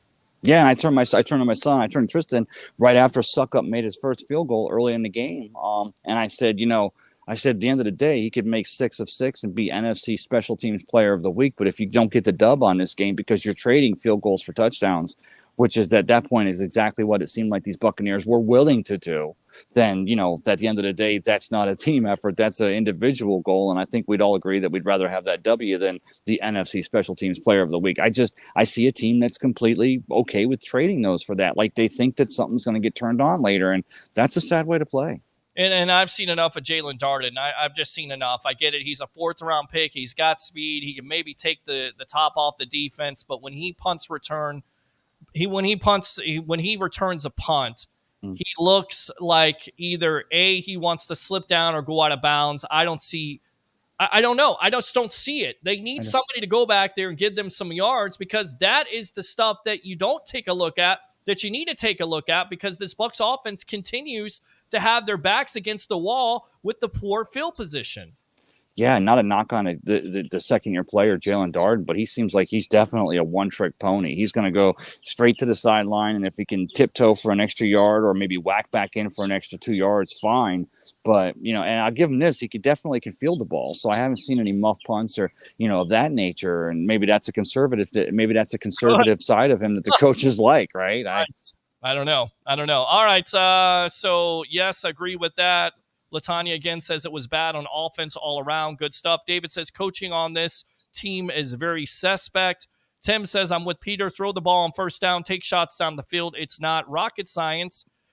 Why don't you think they have taken more shots down the field? Is it because you don't have confidence on the offensive line? Can Byron Leftwich and Tom Brady change this offense around where, it's not so expected that you're going to run the ball on first down every play? Yeah, and I kept, even today, when Leonard Fournette was averaging between 7 and 8 to 9 yards a clip there in the second quarter, I'm like, okay, let's use this to establish the play action. And it seems like this team, it's almost like they're going, look, you know what? This offense is so the shit. We're not even going to try to play action yet. We're going to rock it. We're going to have Miller open. We're going to have Evans open. We're going to have Godwin open. We're going to have Gage open. But at the end of the day, it ends up looking like we got a bunch of guys running for their life trying to figure a way to get open. And there's just a disconnect. I just don't get it. I mean, if anything, this Buccaneers team, the way they're playing, the disconnect, and this maybe goes back to the Tom Brady missing time, they look like a team that's playing in their fourth preseason game. They still look like they have no continuity, no consistency. I mean, the timing is off on this team, and you can't put your finger on it, and it starts in the red zone. And it goes back to what Javon said. Why aren't you running quarterback sneak? Why do you continue to run Leonard Fournette first and goal or second and goal and get stuff? Why not run Tom Brady? And then you try it later on in the game, and he's not able to get anything. When's the last time you saw Tom Brady run a quarterback sneak and basically get thrown in the backfield? I mean, that is a big-time problem with this offensive line. They just don't get it. Let's see here. On third down, how the hell do you have Levante David covering the number one wide receiver? Have no idea. Of course, Claypool today, nearly 100 yards of receiving, 7 catches for 96 yards. He was a man among boys and big in this game for them. Let's go out to Latanya again. Thank you. Why run every damn first down? We literally lost against rookies. Montrell says starts with coaching. It sucks. Bucs Dad 101. Cedric Smith check in.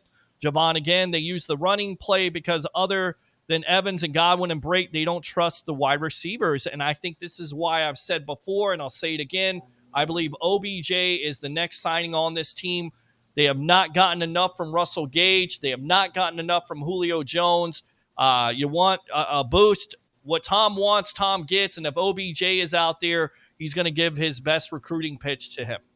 Yeah, and Gage, I mean, we're all going to have our, drops and no drops. He had one today he definitely should have had. And I don't mean that you're anyone's above reproach, but if you've been riding the pine and you've been injured more than you've been healthy and you're in a game and, we're bringing you in here as the number 3 or 4, wherever he's at, and that pass today, that cast, he's got to make that catch. I mean, it's just, I get it, but that goes back again. It circles back to the disconnect. Are these receivers expecting Tom to find them? Do they think he's not going to have the time to find them? Do they think that maybe his head is still on the Learjet on the private runway coming back from the South Florida massage parlor, wherever that wedding may have taken place this weekend?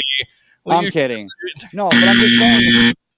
I don't like the narrative. I don't care if we scratch out a 3-0 win and it's a gritty, gritty team win. But when we see a team that's disconnected from, all the way from the coaching, all the way down through the, the 52nd, 53rd special teams player, and then we have this kind of narrative going on, it's not going to get better anytime soon. So, they better lock it in and figure out again. We just have to see the identity for this 2022 team. Agree, and I don't think a lot of focus would be on this if it were another player, but seeing as it's Tom Brady and everybody is focused on that right now with the divorce, and I get it, you're a married man. How much of a distraction do you think it is for Mr. Tom Brady? Not that it's an excuse, but at the end of the day, he's a human being. It's got to be in the back of his mind what he's going through with his personal life. Do you see that affecting his play?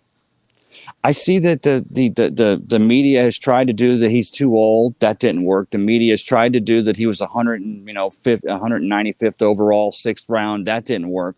Everything they've tried to do didn't work. So now they've got to latch onto something, whether it is responsible or not, partially or all, for the disconnect of this 2022 Buccaneers team. They see now that they have a possible narrative that they're going to continue to run. Now, is it responsible? I think that honestly, I don't think it just came down to the fact that Tom decided he was strapping him on for 2022. I think maybe he already knew something was going on. Maybe they were drifting apart. Maybe they had the plan in place all along. But obviously, I don't know how much it's affecting. Does that affect him that he makes a decision again? I not to throw the guy completely under the bus, but he goes up to Kraft's wedding and then doesn't try to catch the very first plane back to squeak back in before the end, or before they called curfew. He just came floating back in like, okay, I'm back, we're good, we're ready to go. Well, dude, if you haven't got timing with your receivers down and haven't got this offensive line locked down, then every minute you're spending away from the team, even if you'd have just been in a hotel room acting like you were working on it, every minute you spend away from this team is going to be the narrative, and media is going to run with that.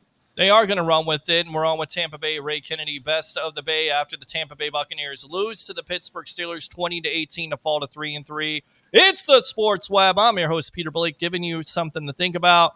Let's see here. Doreen says, Angela Mejias, tag Josh. All right, we suck. Milo says, play calling sucks. Tim says, it feels like we might not even win a game again. I mean, look, if you play the way you did today, you don't deserve to win any games. And again, you're down 20-12. You finally get a touchdown. You miss out on the 2-point conversion. What did you think about the call for the 2-point conversion? Throw the ball, run the ball. Where do you see that play happening? I'm thinking of Pete. I know why you asked me this, because I turned to Tristan again, and I'm like, look, I get it that maybe you do a play action and you got so many receivers open, but I think every Buccaneer fan, along with me, and maybe you yourself, Peter, knew that we were not going to have a receiver open, and he tries to go over the middle where they had complete coverage, and it gets knocked down. And I'm like, again, I know they tried to run Fournette on a couple of pitches, give it to that cat one-on-one on the outside, mano a mano, and he could dive for that 1 or 2 yards. We already determined that Brady's not going to quarterback sneak it, but this is we got it off in time and didn't get to delay a game call. But I'm not in favor, unless you've really got a defense twisted upside down, which the Buccaneers had the Pittsburgh Steelers nowhere near today. Then I'm not in favor of, you only need 1.5 yards throwing the ball. I mean, I'm not saying I want to see one of those delay trap runs up the 1 or the 2 hole, but give it to your running back and give him a one-on-one, because, you put it in the air and that just puts a whole lot of other variables into it. Good point. All right, we're on with Tampa Bay. Ray Kennedy. Open phone lines if you want to call up and say something. 727-255-0391. It's 727-255-0391 as the Bucs fall to 3-3. They lose, surprisingly, to the Pittsburgh Steelers 20-18. Let's see here. Cedric says first black. Okay. Whole bunch of field goals. Bucs are rock bottom. Every game we play will be a dogfight. The offense has regressed. D is overrated. Coaches are very suspect. Agree with all that right now? No, I don't agree with any of that, but I'll be honest with you. I agree with at what point do I start thinking to myself, and I'm not ready to throw the baby out with the bathwater, but at what time do I think to myself, man, would it have been beneficial to get Kyle Trask those reps this year? Wow, would we have been better off to, because the thing is, at the end of all this, hopefully we spin it back around, get it in the right direction, and drop a victory there in the desert in 57. But at the end of the day, we're still going to be looking at a team they're showing right now without that leadership from the quarterback position. They can't play, and probably going into 2023, we're going to be searching for it all over again. All right, let's go out to Ed. Ed, welcome to the Evolution. You're on with yours truly, along with Tampa Bay Ray Kennedy. Go. Ray, how's it going, man? Good, you said Ed. a lot of things that stirred up some things in my head, too. About a month ago, Giselle made a big, huge thing. There was a big article on, she was saying that Tom Brady wasn't the same since they came to Tampa. I don't believe that. But it's still could be considered a distraction for a team like the Bucs. Sure. Also, on top of that, he's gotta be the leader of this team and show up for everything and be there for everything, because we got some young guys that are forced into starting roles, and they are looking up to him right now as the Rock, as the guy that's going to be there all the time. Brady's got to get back to that. You've never seen Brady take time off for anything. It's a fair point. I mean, it really is, and that's why a lot of media is focused on this year, because, of course, he retires, he comes back, he had the distractions off the field, he misses, the 10, 11 days in training camp. I know we're looking back at it, but a lot of people seeing this and saying, why is all this stuff happening this year when it hasn't happened in the past? They're fair points, right? Tampa Bay, Ray?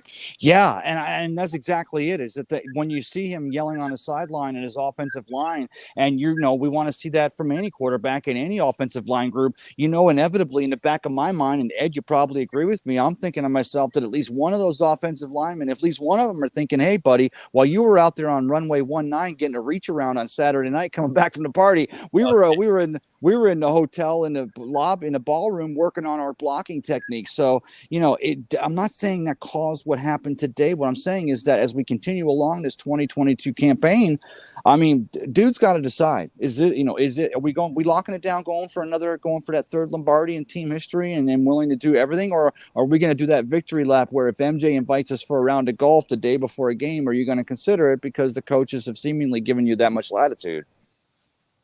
What else, Ed? I mean, does Tom Brady really want to go out like this? No, I don't think he wants to go out like this. He's the greatest of all time. Correct. He wants to go out still the greatest of all time, and he needs to get his head right, man. If this is how it's going to be, he's going to take Wednesday off. He's going to go to parties when he's supposed to be getting ready for a game. He's going to, this is not the Tom Brady that I know and love. It's not him. Wow. It's not.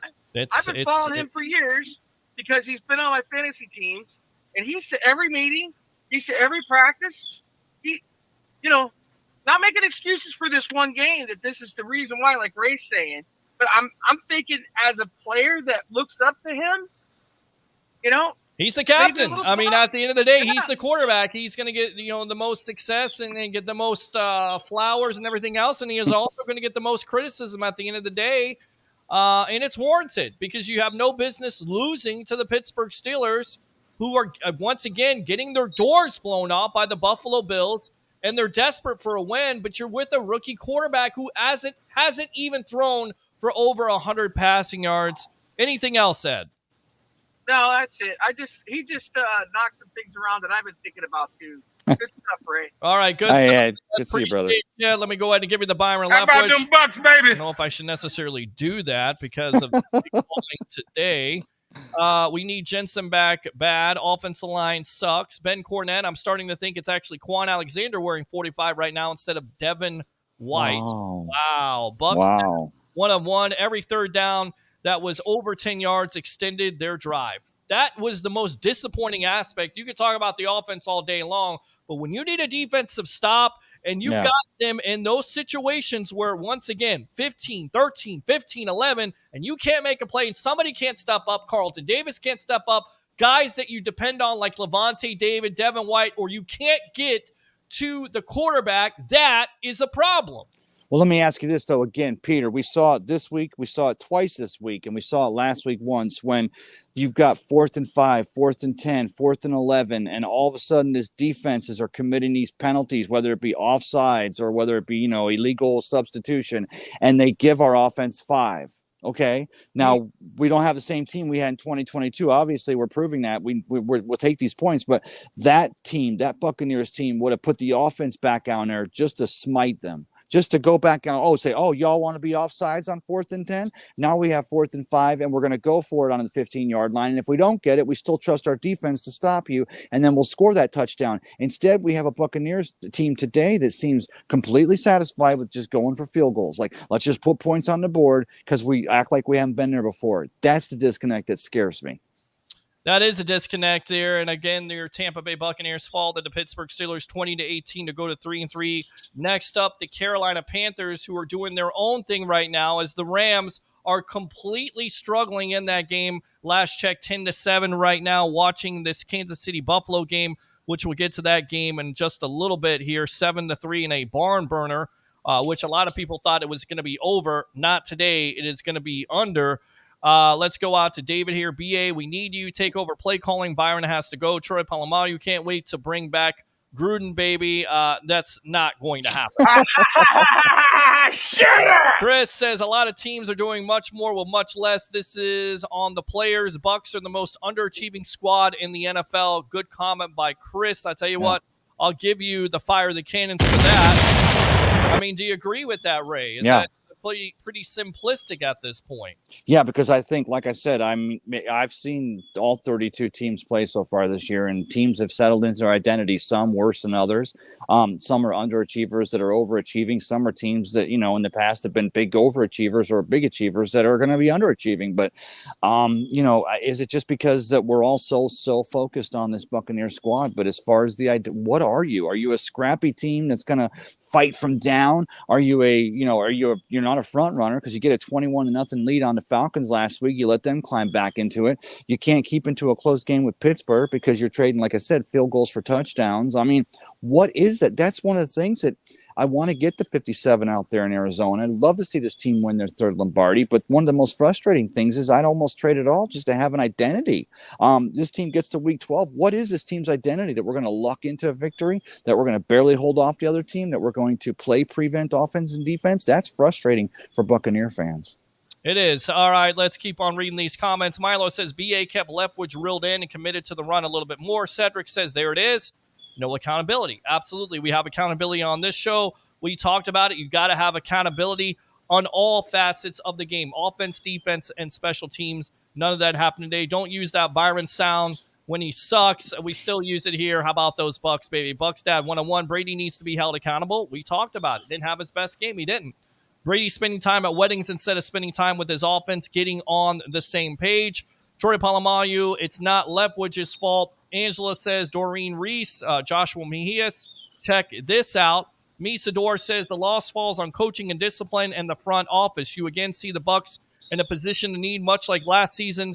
This with the corners, the Bucs failed to address the interior offensive line. They did in the second round. It's a rookie. I mean, is he somewhat correct? And I know where he's going with this. Kyle Trask is a second-round pick, once again inactive. Of course, Misador, a friend of the show, felt like the Bucs should have drafted a corner. Is he somewhat right? Does this fall not only on coaching, but also on the front office?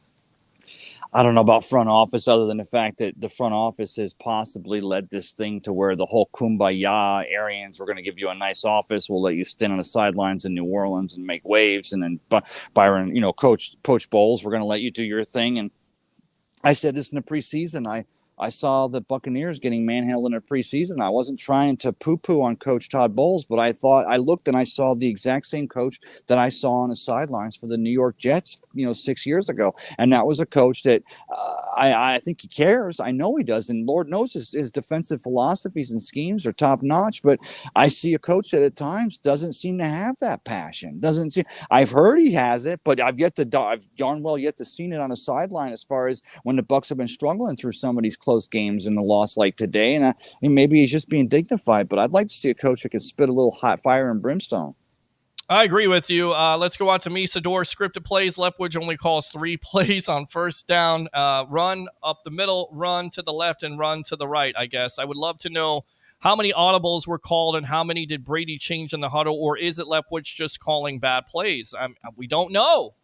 I mean, and again, the assumption was that it was just Byron Leftwich and Tom Brady, and BA had, no impact on this offense. And now maybe we kind of see Bucs fans that BA was somewhat of a loss to this coaching staff. Just saying. Greg Cole says, what I'm seeing appears to be a lack of team commitment to winning football in all phases, starting with the head coach. Fair assessment? It's a great comment, actually. Yeah, it's a great comment. All right, let's go out to Drew here. Bucs are going to figure it out. The conference is a mess. Offensive line is inexperienced. We will get there. The game should cause a big meeting in the locker room. Go Bucs. Good comments. How about them Bucs, baby? I know it's Byron Leftwich, but still, it was a good comment by Drew Manley. I mean, do you think they're going to get it? I think they can get it together. It's just a disappointing loss at the end of the day, and you're in week 6. So some of this stuff by now should be cleaned up, and these excuses have to go by the wayside eventually. Yeah, just don't from the opening kickoff go into a prevent mode. Like you're just, look, we don't have our stuff together, but our defense is top notch, so we'll figure it out. So when our defense is on the field, it's better for us than it is for them. And the problem is the entire time that all that's happening, the other team is finding Mo, and it's inviting Mo to their sidelines, and momentum is becoming a friend of theirs. And inevitably at the end of the game, momentum is absent from our sideline because he's partying over on the other sideline. All right, let's go out to Dave. Fournette was a stud again this game. He's the only bright spot on the offense. I mean, you look at his numbers, 21 for 63, a touchdown, had plenty of catches in this game. I mean, Leonard Fournette, you'd have to say besides him and Godwin were definitely the bright spots in this game, right? Oh yeah, and they're balling out, and I don't see quitting any other rest of this team either. I mean, there was a great defensive play by the Steelers today, or Kate Otten would have had his first touchdown catch. That would have been nice. Keefe, just a beast on kickoffs and tackles and blocking. I don't see any quitting this team. That's at the end of the day, guys. We're 3-3, and I could give us a million reasons why we should all be pissed off. I know I am, but at the end of the day, one thing I can tell you all is that this Buccaneers team, there's been no quitting this team. So as surely as we'll get this ship right and turn this thing around, it's not like we're going to, everyone's already left and went for the showers and they're giving it all up. This team is still very much engaged in it. We just need to see an identity. We need to see everyone get on that same page. We need to, make sure everyone's dedicated to this season and not thinking about outside things or, going whatever. I'm not going to continue there. We already did. Outside things. You just had a couple of squirrels there go across. Yeah. There's your identity right there. Let's go out to Dave here. If the Bucs lose to Carolina, they're done. The Falcons are the best team in the South right now. Can't believe I just said that. Not ready to say the Falcons are the best team in the South, although they got back some weapons today. They also got a break with playing the 49ers, who didn't have 9 starters on defense. I believe that's right. I think the reason Gronk wasn't as effective last year than in 2020 was the rib injury against the Rams. I don't think he was ever the same after that, in my opinion. Good stuff there. How about them Bucs, baby? Your thoughts on the Gronk comment. And then, of course, I know that you saw the pregame show where they asked him straight out.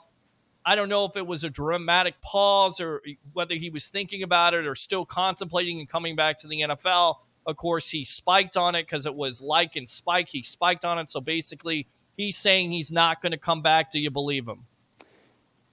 Pete, I'll be honest with you, as far as the answer to that question, first, let me start off by saying we're all hoping that, Cam Brate is fine. Of course, he gets taken off the field there on a cart today after having been in the in the concussion protocol twice in the last 2 weeks. So we're hoping Cam's okay. Obviously, like every other Buccaneer fan, the minute Cam goes down, I'm still figuring out how Kate Otten and Cookie for finding their ass from a hole in the ground. My first thought is, okay, Gronk, when are you ready? And we're ready to accept you back.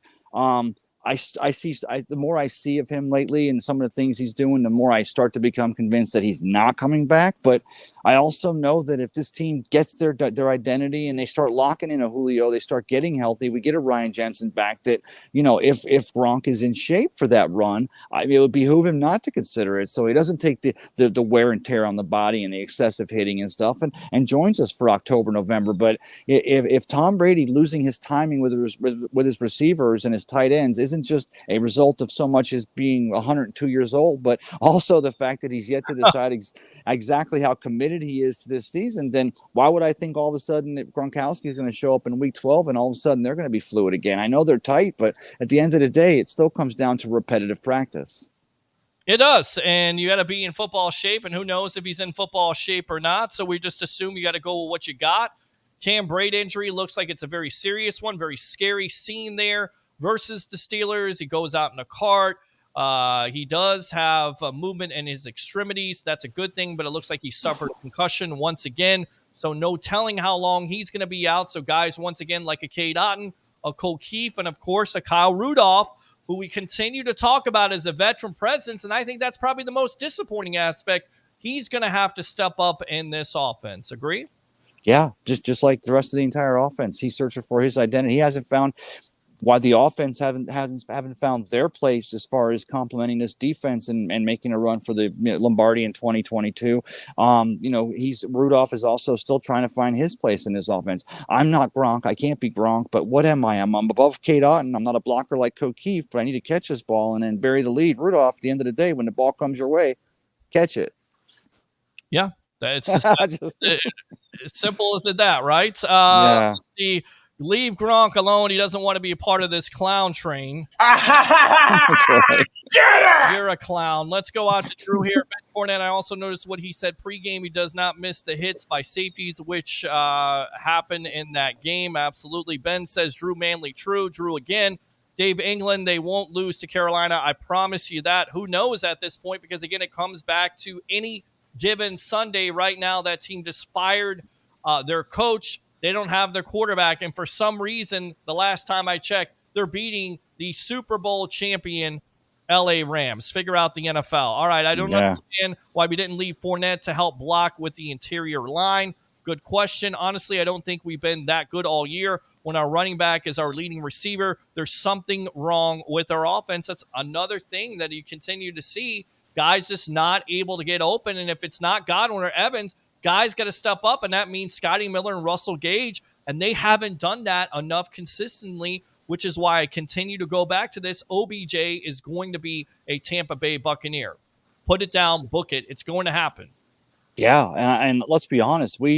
Let's just call it like we see it. If this was a rookie quarterback, if this was Kyle Pickett or any one of the other rookie quarterbacks, or even a Sam Darnold or even a Baker Mayfield, the new quarterback there in Carolina, and they were having the happy feet in the pocket and getting rid of the ball and some of the throws that we see at the Buccaneers' feet and that we're seeing from Tom Brady right now.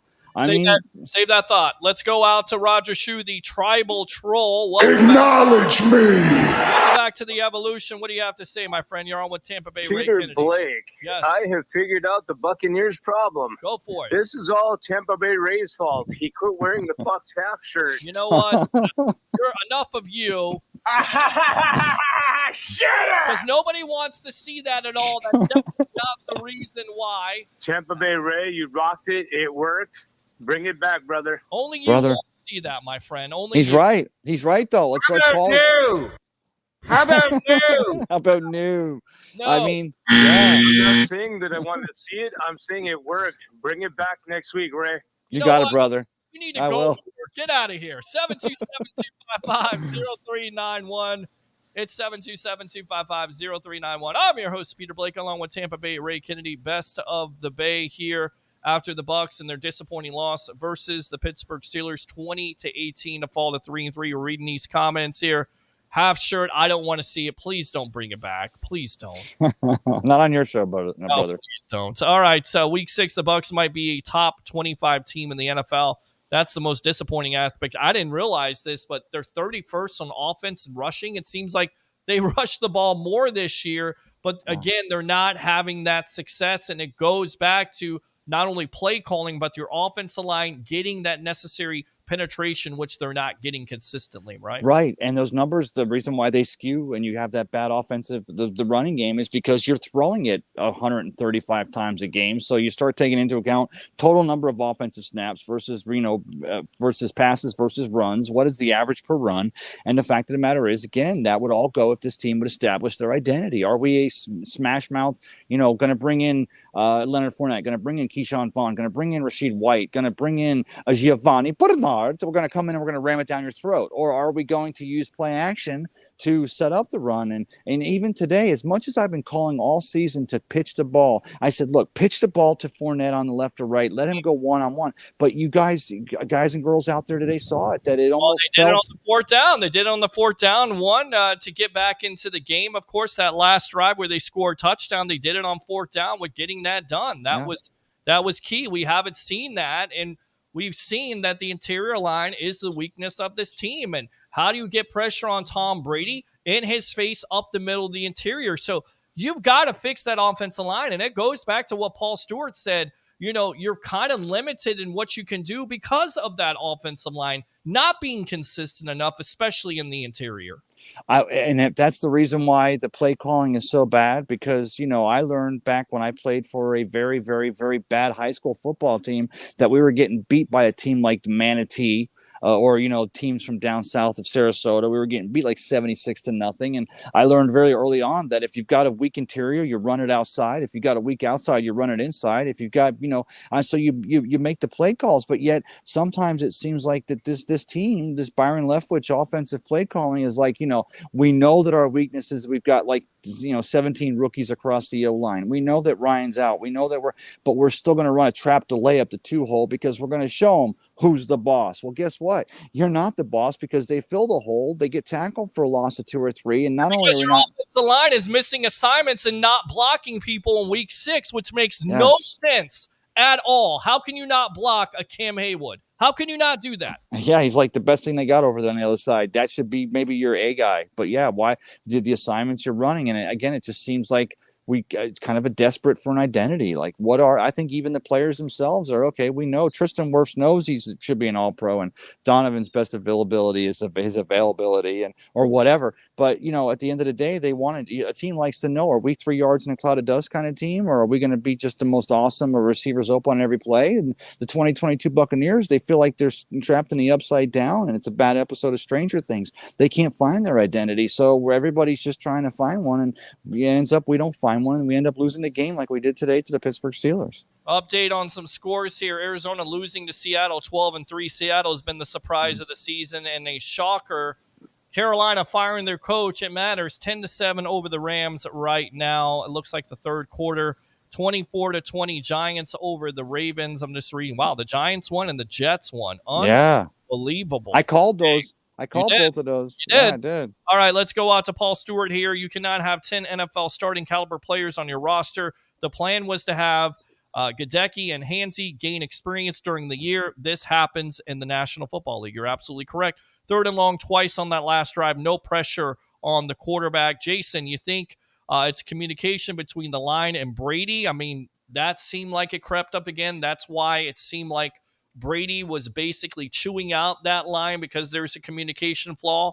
I mean, we've seen that. That's a problem. That's a big-time problem, especially when you have a new center and a new left guard and new right guard, new everything on the offensive line. Giving up the 3rd and 16, too many men on the field penalty just killed it for us. I mean, Pittsburgh catches Tampa Bay's hand in the cookie jar. Vita Vea is not able to get off the field. So you have that breakdown there. I believe it was like 45 yards from the rookie tight end. They take advantage of that. You're exactly right. Jason says passes were low and the line had at least needed to get that extra second. Agree. Dave says Devin White was the cause of the Harris touchdown. Blown coverage on White. He blitzed and didn't pick up Harris out of the backfield. Good stuff there. How about them Bucs, baby? David says, and that's where I say we got out coached. You see, Mike Tomlin called a timeout when he had too many defenders on the field. What was our coaches doing at the time? Somebody has to explain that to me because I didn't know the refs give you that time. Yeah. I mean, I thought it would be a penalty at that point, and for some reason, the Steelers were given that timeout. So I think Tom was looking at him too. Tom's like, "What the WTF? What's going on here?" Right. I mean, I understood that they called it television timeout, or maybe it was a Caesar's book. Maybe they're going to start having legalized Caesar's book timeouts so everyone can go lay a last minute parlay before the next play. I don't know. It seems like things are going crazy like that. Not trying to but I'm just saying. Yeah, I saw the same thing. That Tom was like, what's going on here? And then the refs were just like, look, we are all God. We're talking in New York. They're in our head and our headphones, and we're fine. So just do your thing. All right, let's go back out to the comments. Tim says, are we ever going to make a 2-point conversion? Not that way, I guess. Are we ever going to score in the first half? That would be nice, especially in the first quarter, says Drew. Troy Polamalu takes long because sandwich is garbage, bro. Facebook user, I do love the passion. Peter H. Blake, thank you. Great show. You're welcome. Let me fire the cannon. Whomever that is, thanks a lot for tuning in there. Let's go out to Jason. It's not a dumpster fire yet. Jason, again, with Brady, football is football and family is family. 23 years helps you learn that. Jason, again, receivers are running great routes. Troy says, congratulations to Robert Kraft, who is like 100 years old for marrying a hottie, 47 years old. Jensen is the missing piece. Xavier says, I love the passion. You're absolutely welcome. I love you tuning into it. How about them Bucs, baby? Frankie says, terrible offense, just terrible. Javon, Bucs have to look themselves in the mirror. Absolutely. African 101. Suspend the moron Leftwich button, please. Well, Peter, can I say something? Yes, go ahead. That's a good point there. Talking about, because you think about this offensive line, you think about Donovan Smith, Gadecki, Hainsey, you got Mason, and you also have Tristan Wirfs. I'm not saying I should see one of those guys getting bat poo crazy on any given Sunday, but Ryan Jensen was your leader of this offensive line. He was the undisputed, number one guy on the O-line. because of the very nature of his position being center, but he'd call out the blocks. He'd call this, call that. And I'll tell you what, maybe you guys have seen something I haven't, but I've not seen Donovan Smith or Shaq Mason or Tristan Wirfs. I've not seen them to where they grab everyone else by the face mask and say, all right, this is what we have to do. This is going on. So that is a big disconnect with this offensive line. And you saw Tom trying to make that point today when he was, yelling at them on the sidelines. But again, this is the same Tom that was on the tarmac just, 24 hours ago, taking his time flying back from a wedding. So, that's some of the frustrating pieces that maybe we still have to figure out. All right, let's go out to Dave here. Cut Darden agreed. Dave, again, it's trash time. Just kidding. Kalamayu, it's the Bucs live. Dave says Panthers are beating the Rams. Get ready, Bucs. David says it looked like those long third downs, they went in a prevent defense, basically give up the defense. Outlaw says 100% truth. Brad says coaching to not lose always fails. Javon, Dave England, thanks, brother. Jeremiah says we won't. Why won't you answer my call, Peter H. Blake? You haven't called me. I don't know why you're not calling. 727-255-0391. It's 727-255-0391. I have no idea, Jeremiah. Everybody else has been able to get in besides yourself. I don't understand it. I'm trying to answer the phone call. If you're not calling in, then I can't answer the phone. Javon says, I'm not going to lie. I miss Tanner Hudson. Sergio says, y'all thought the Bucs game was bad. The Browns are a dumpster fire. That's the other big story of the day. The Browns, I believe, lose their game as Sergio there, the Surgeon General, was screaming at his television set to run the ball, which they don't. Why is Rudolph on this team anyway? I have no idea. Jason says, Otten is doing good for a player off the bench. Let's go out to David here. I think Cam Brate might be done. The man didn't go to Harvard to get his brain bashed in by the NFL. We'll monitor that situation, but once again, a very serious situation. It looks like he did suffer a concussion, so no telling how long he's going to be out. And with the way the NFL is right now about concussion protocols, I don't think anytime soon. So, let him take Cam Brate and his family, because that was a very scary scene today. No Rudolph because he wants to run game over high-powered passing. Jason says, do you think that Chris Godwin is going to make the third receiver? Chris Gracewell. Who's Chris Gracewell? I don't know. No, Grayson? No, but I don't know. Team. Dungy Ball, or I used to call it Dung Ball. These other comments are sub. Thank you very much, Frank. Appreciate it. Drew. People complain about Brady, but to me, regardless of where he went on Friday or Saturday, he looked pissed, and the only one who looked like they wanted to win the game. Jason says they don't have workouts. David says, I'm sorry, but it's Todd Bowles, another Raheem Morris type coach, too much of a player's coach. How do you let your starting quarterback basically take 2 days away from the team after he's already took 11 days away from the team because he's Tom Brady at the end of the day? With the quarterback change, David says our last 2 years, first-round picks is hurting us because they're not working out the way we wanted them to. No. Joe Tryon, I think, has shown flashes of brilliance. Oh, yeah. Enough of a consistent pass rusher, and they're not getting enough of that consistent pass rush from up front. Is that what you see, too? Yeah, but I think that if our offense was holding their end of the bargain and we were moving the ball more and maintaining control and or possession, I think that our defense, the opposing team's offenses would have to take more chances. So you'd see Joe Tryon Shayenka, who we've actually saw get off a few times this year, and then Logan Hall, the rookie out of Houston, Sac Avenue. I think that, they're just a product of their environment right now. The offense isn't holding on to the ball. Defenses aren't having to take those big risks, and so you won't see it. But if we get this thing on the right track, then I think you'll still see Logan Hall go 5 sacks, and you'll still see Joe Tryon, who's gaming out, just need the offense to pick up their end of the deal. And it comes down to reps at the end of the day. Both of those players are young, and they're a part of the future, and we'll see how it shakes out. Let's go out to Brad.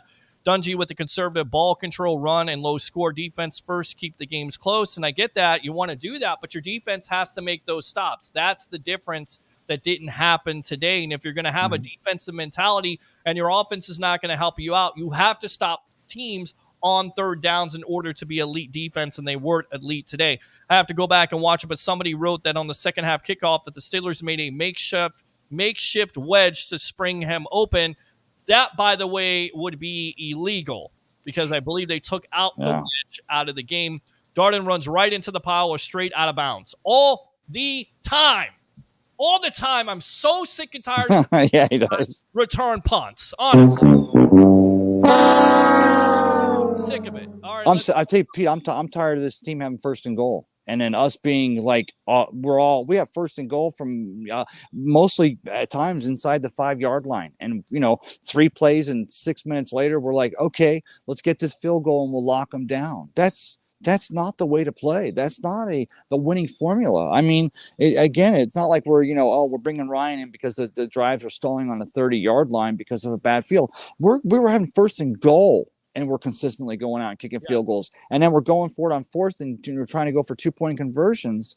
I mean, this short offense is completely discombobulated, and it has to start with the coaching up top, because I've yet to see play calling that would either take away from the tendencies and play to our strengths, which is a young offensive line. We may not have any, but it gives us options for later in the game and on fourth down or going for those 2-point conversions. Right now, it's just it's a mess.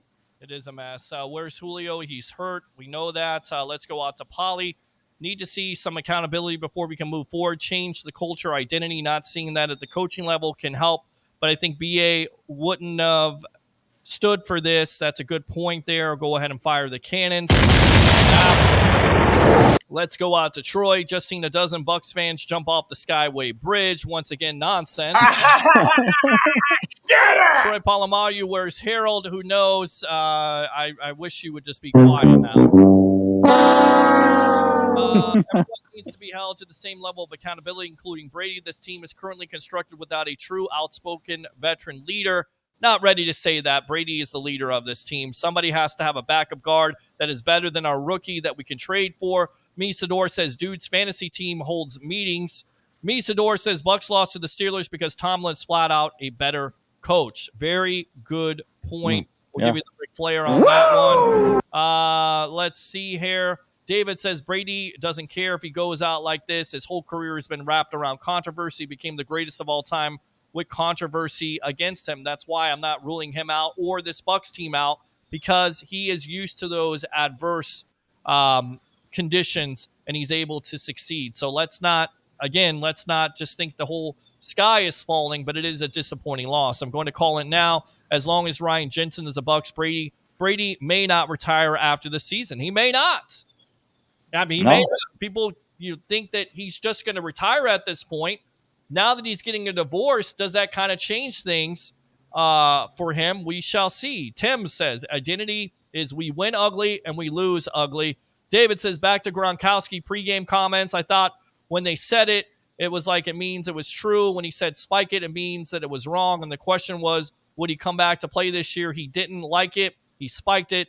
I might have that mixed up. I was under the impression, because he said it in so many words, I'm going to be joining you guys here at Fox Sports. But once again, we don't know what the future holds. I still think Gronkowski, if he's in football shape, if he wants to play for this team would welcome him with open arms. Let's go out to Brad. BA was on the sidelines in New Orleans because they didn't give the Bucs a box for the staff. Absolutely.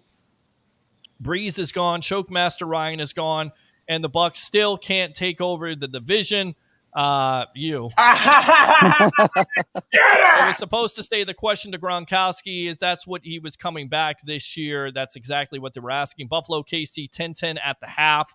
So we'll get out to that game because I want to see that game. I appreciate you Bucs fans. Appreciate you Tampa Bay Ray. I saw that too. Misador says, is the playbook so complex that week 6 Rudolph hasn't grasped it? I don't know what to say. I have no idea. There's a reason why he's not playing. I don't know what that reason is. Let's go out to Brad. Bowles wants a run game over passing. Misador says fire Leftwich and promote Trask to offensive coordinator. now I know you're Misador. Let's go out to Tim. Leave the Manatee Hurricanes out of this race, says Tim. Misador, Donovan Smith is not strong enough at left tackle to compensate for a weak left. I don't know, though, because very good comment. And I tell you why it's a good comment, because yes, you're working with a rookie. You had that chemistry with the offensive line, much like we have a chemistry together, Tampa Bay Ray. We've been working together for years. You have that chemistry with Ali Marpet. A lot of people were saying, you know what, they can get it with the rookie or whoever's over there. But you kind of forget about that, and that's what's lacking right now, the communication, the chemistry between that left side. Yeah, I mean, no, there's no doubt that there's a disconnect there and an issue going on the left side. But again, somebody please raise your hand if you've seen anything about this play calling that would try to compensate for that lack of communication over there. I don't know what the answer is, but then again, I'm not paid $1 million a year to know what the answer or the next call is on any given play. But I saw today on 4th and 1, they tried to run a delay on that left side, and it was stopped by the Steelers for a 2-yard loss. So I'll be damned if number one, I can see you have a rookie playing next to Donovan Smith, who again is maybe his best ability was always his availability, but he's manned up the last 2 years. But if that's the weakness on your O-line, then why do you run a delay trap on that left side on 4th and 1? I mean, so what is it? The definition of crazy is continuing to do the same thing over and over again, but expect a different outcome. It's not happening. Yeah, it's not happening at this point. I want to go out to really quick because I thought we were on I Love St. Pete. Let me go out to I Love St. Pete, see if we got any comments there from the Peanut Gallery. Open phone line, 727-255-0391. It's 727-255-0391. Okay, we got some comments there. David says we really need Jensen back on the field. Baffled. I say Pittsburgh had their entire starting secondary out, and we can't find a way win. Nuts. That's what Kyle said. David also, I think they only blitzed us like 3 times. Their front manhandled the offensive line, the pass and running game where they didn't have to stack the box. Frank Johnson says hi, Tower. Natasha says hi, and Mike McDermott has tuned in. Let's continue to read some of these comments, and then we'll get you out of here for the night. 2 hours strong, my friend, on the evolution. Something has to change. Troy Polamalu, if you went to Harvard but played for the Bucs, you're not smart. Come on. You're not smart. I still see some Steeler fans still with their Troy Polamalu jerseys on because that's that's the only last claim to fame that this team has, other than Ben the I'm going to meet you in the stall Roethlisberger. So, jeez. All right. Sorry. Yeah, you just. All right, let's go out there. Okay, so we read that comment. Chris again. Brate needs to be out for the year, possibly retire. It's certainly a possibility. At the end of the day, it's about his well-being and health, not about the football field. Some play design today was pretty good. We saw a little bit of that, but not enough. Cover 2 or prevent on 3rd and long when 4 rushers are not getting pressure will not stop any team from getting a first down most of the time. Absolutely. Good comment there. Fire the cannon. Let's go out to Tim here. KC just missed a field goal. Game is still tied at 10-10. So as much as you wanted to see what happened last year in the divisional playoff game, it looks like it's not happening in this game. You got to love the National Football League. And last check again, Carolina was upsetting the Super Bowl champion LA Rams. Let's go out to David with this question. Do you think the defense is picking up our play calls because Brady has to basically tell the center the blocking assignment while they're already on the line? I don't know. I mean, it's like, they're still, they have dummy calls, they have dummy plays, but then also they may be going to the line and saying on two. I mean, you still see the Bucs get that early snap off. There's really no delay, which is, I guess I'm not all of a sudden in year 23, I'm not going to expect Tom to become that guy that uses the delay snap counts to try to draw the defensive offsides. But there's been a couple of times, maybe even today on 4th and 1, where I'm like, if it's in your arsenal, use it, because at the end of the day, you want to do everything within your power to win this game. And that's what we want to see. We want to see a Buccaneers team that is going to do everything within their power to win the game and not just try to be there, hang in there to the end and see if we can win a three-point ball game, which is what we seem to have. Absolutely. Good stuff, Tampa Bay. Ray, we'll end it with that. Your final thoughts on this disappointing loss to the Steelers? It's still, it's only 5. We still have so much of a season to go. We still have a bye week. We still have a Germany game.